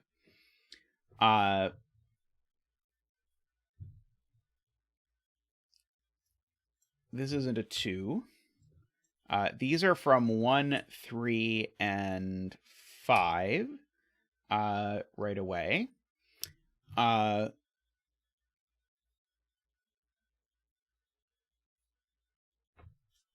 Quintajovi, yes, Thea. Oh, column 4. That's a 5. So that's a 2. So that's a 1 and a 2 and a 4 and a 1. Sorry, I kept thinking people were talking about the quintuple I missed forever in column 5, when people, in fact, were talking about the quintuple I missed in column 4.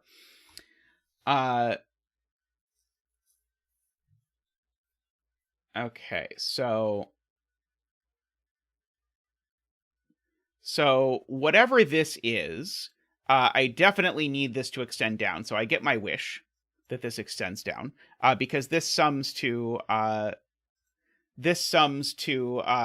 more than I can get to in a single digit.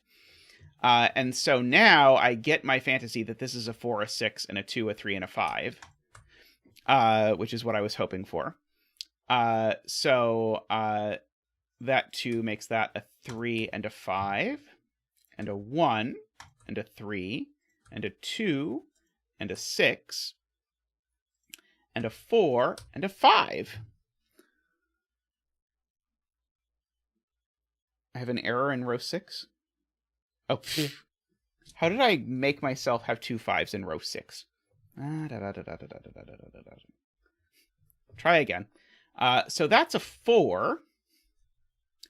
And so that's a 3, and that's a 1, and that's a 2, and that's a 4, and that's a 5, and that's a 6, and that's a 3. Do we like that better?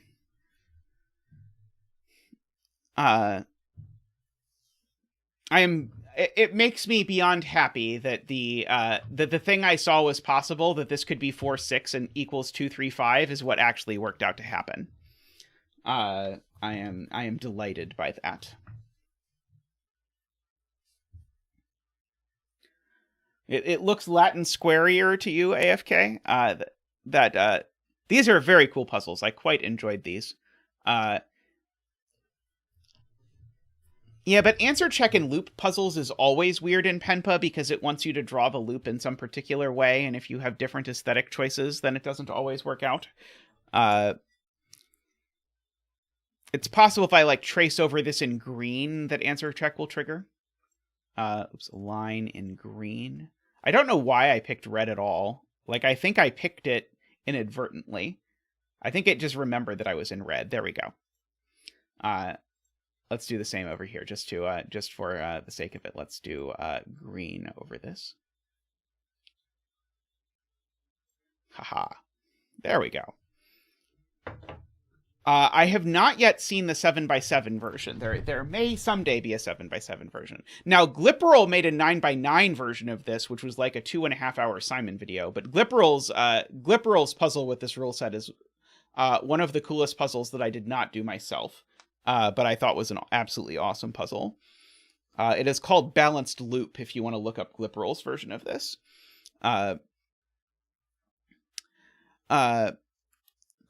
Thank you, everyone, for hanging out. It's been a blast. If you've not yet liked the stream, please do. It's not too late. It still helps people find the VODs and everything.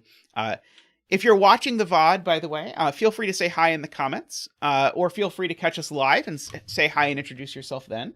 But a lot of people lately have been saying hi in the sort of VOD comments, which I always love to hear, because I know a lot of people sort of engage with us, but can't sort of be here in real time because they have a life that dictates that they pause things or whatever. But I still love to hear from you because it's a lot of fun. I do this sort of for the interaction with you. So anyway, if you want to chat in the comments, I'm very happy to do so.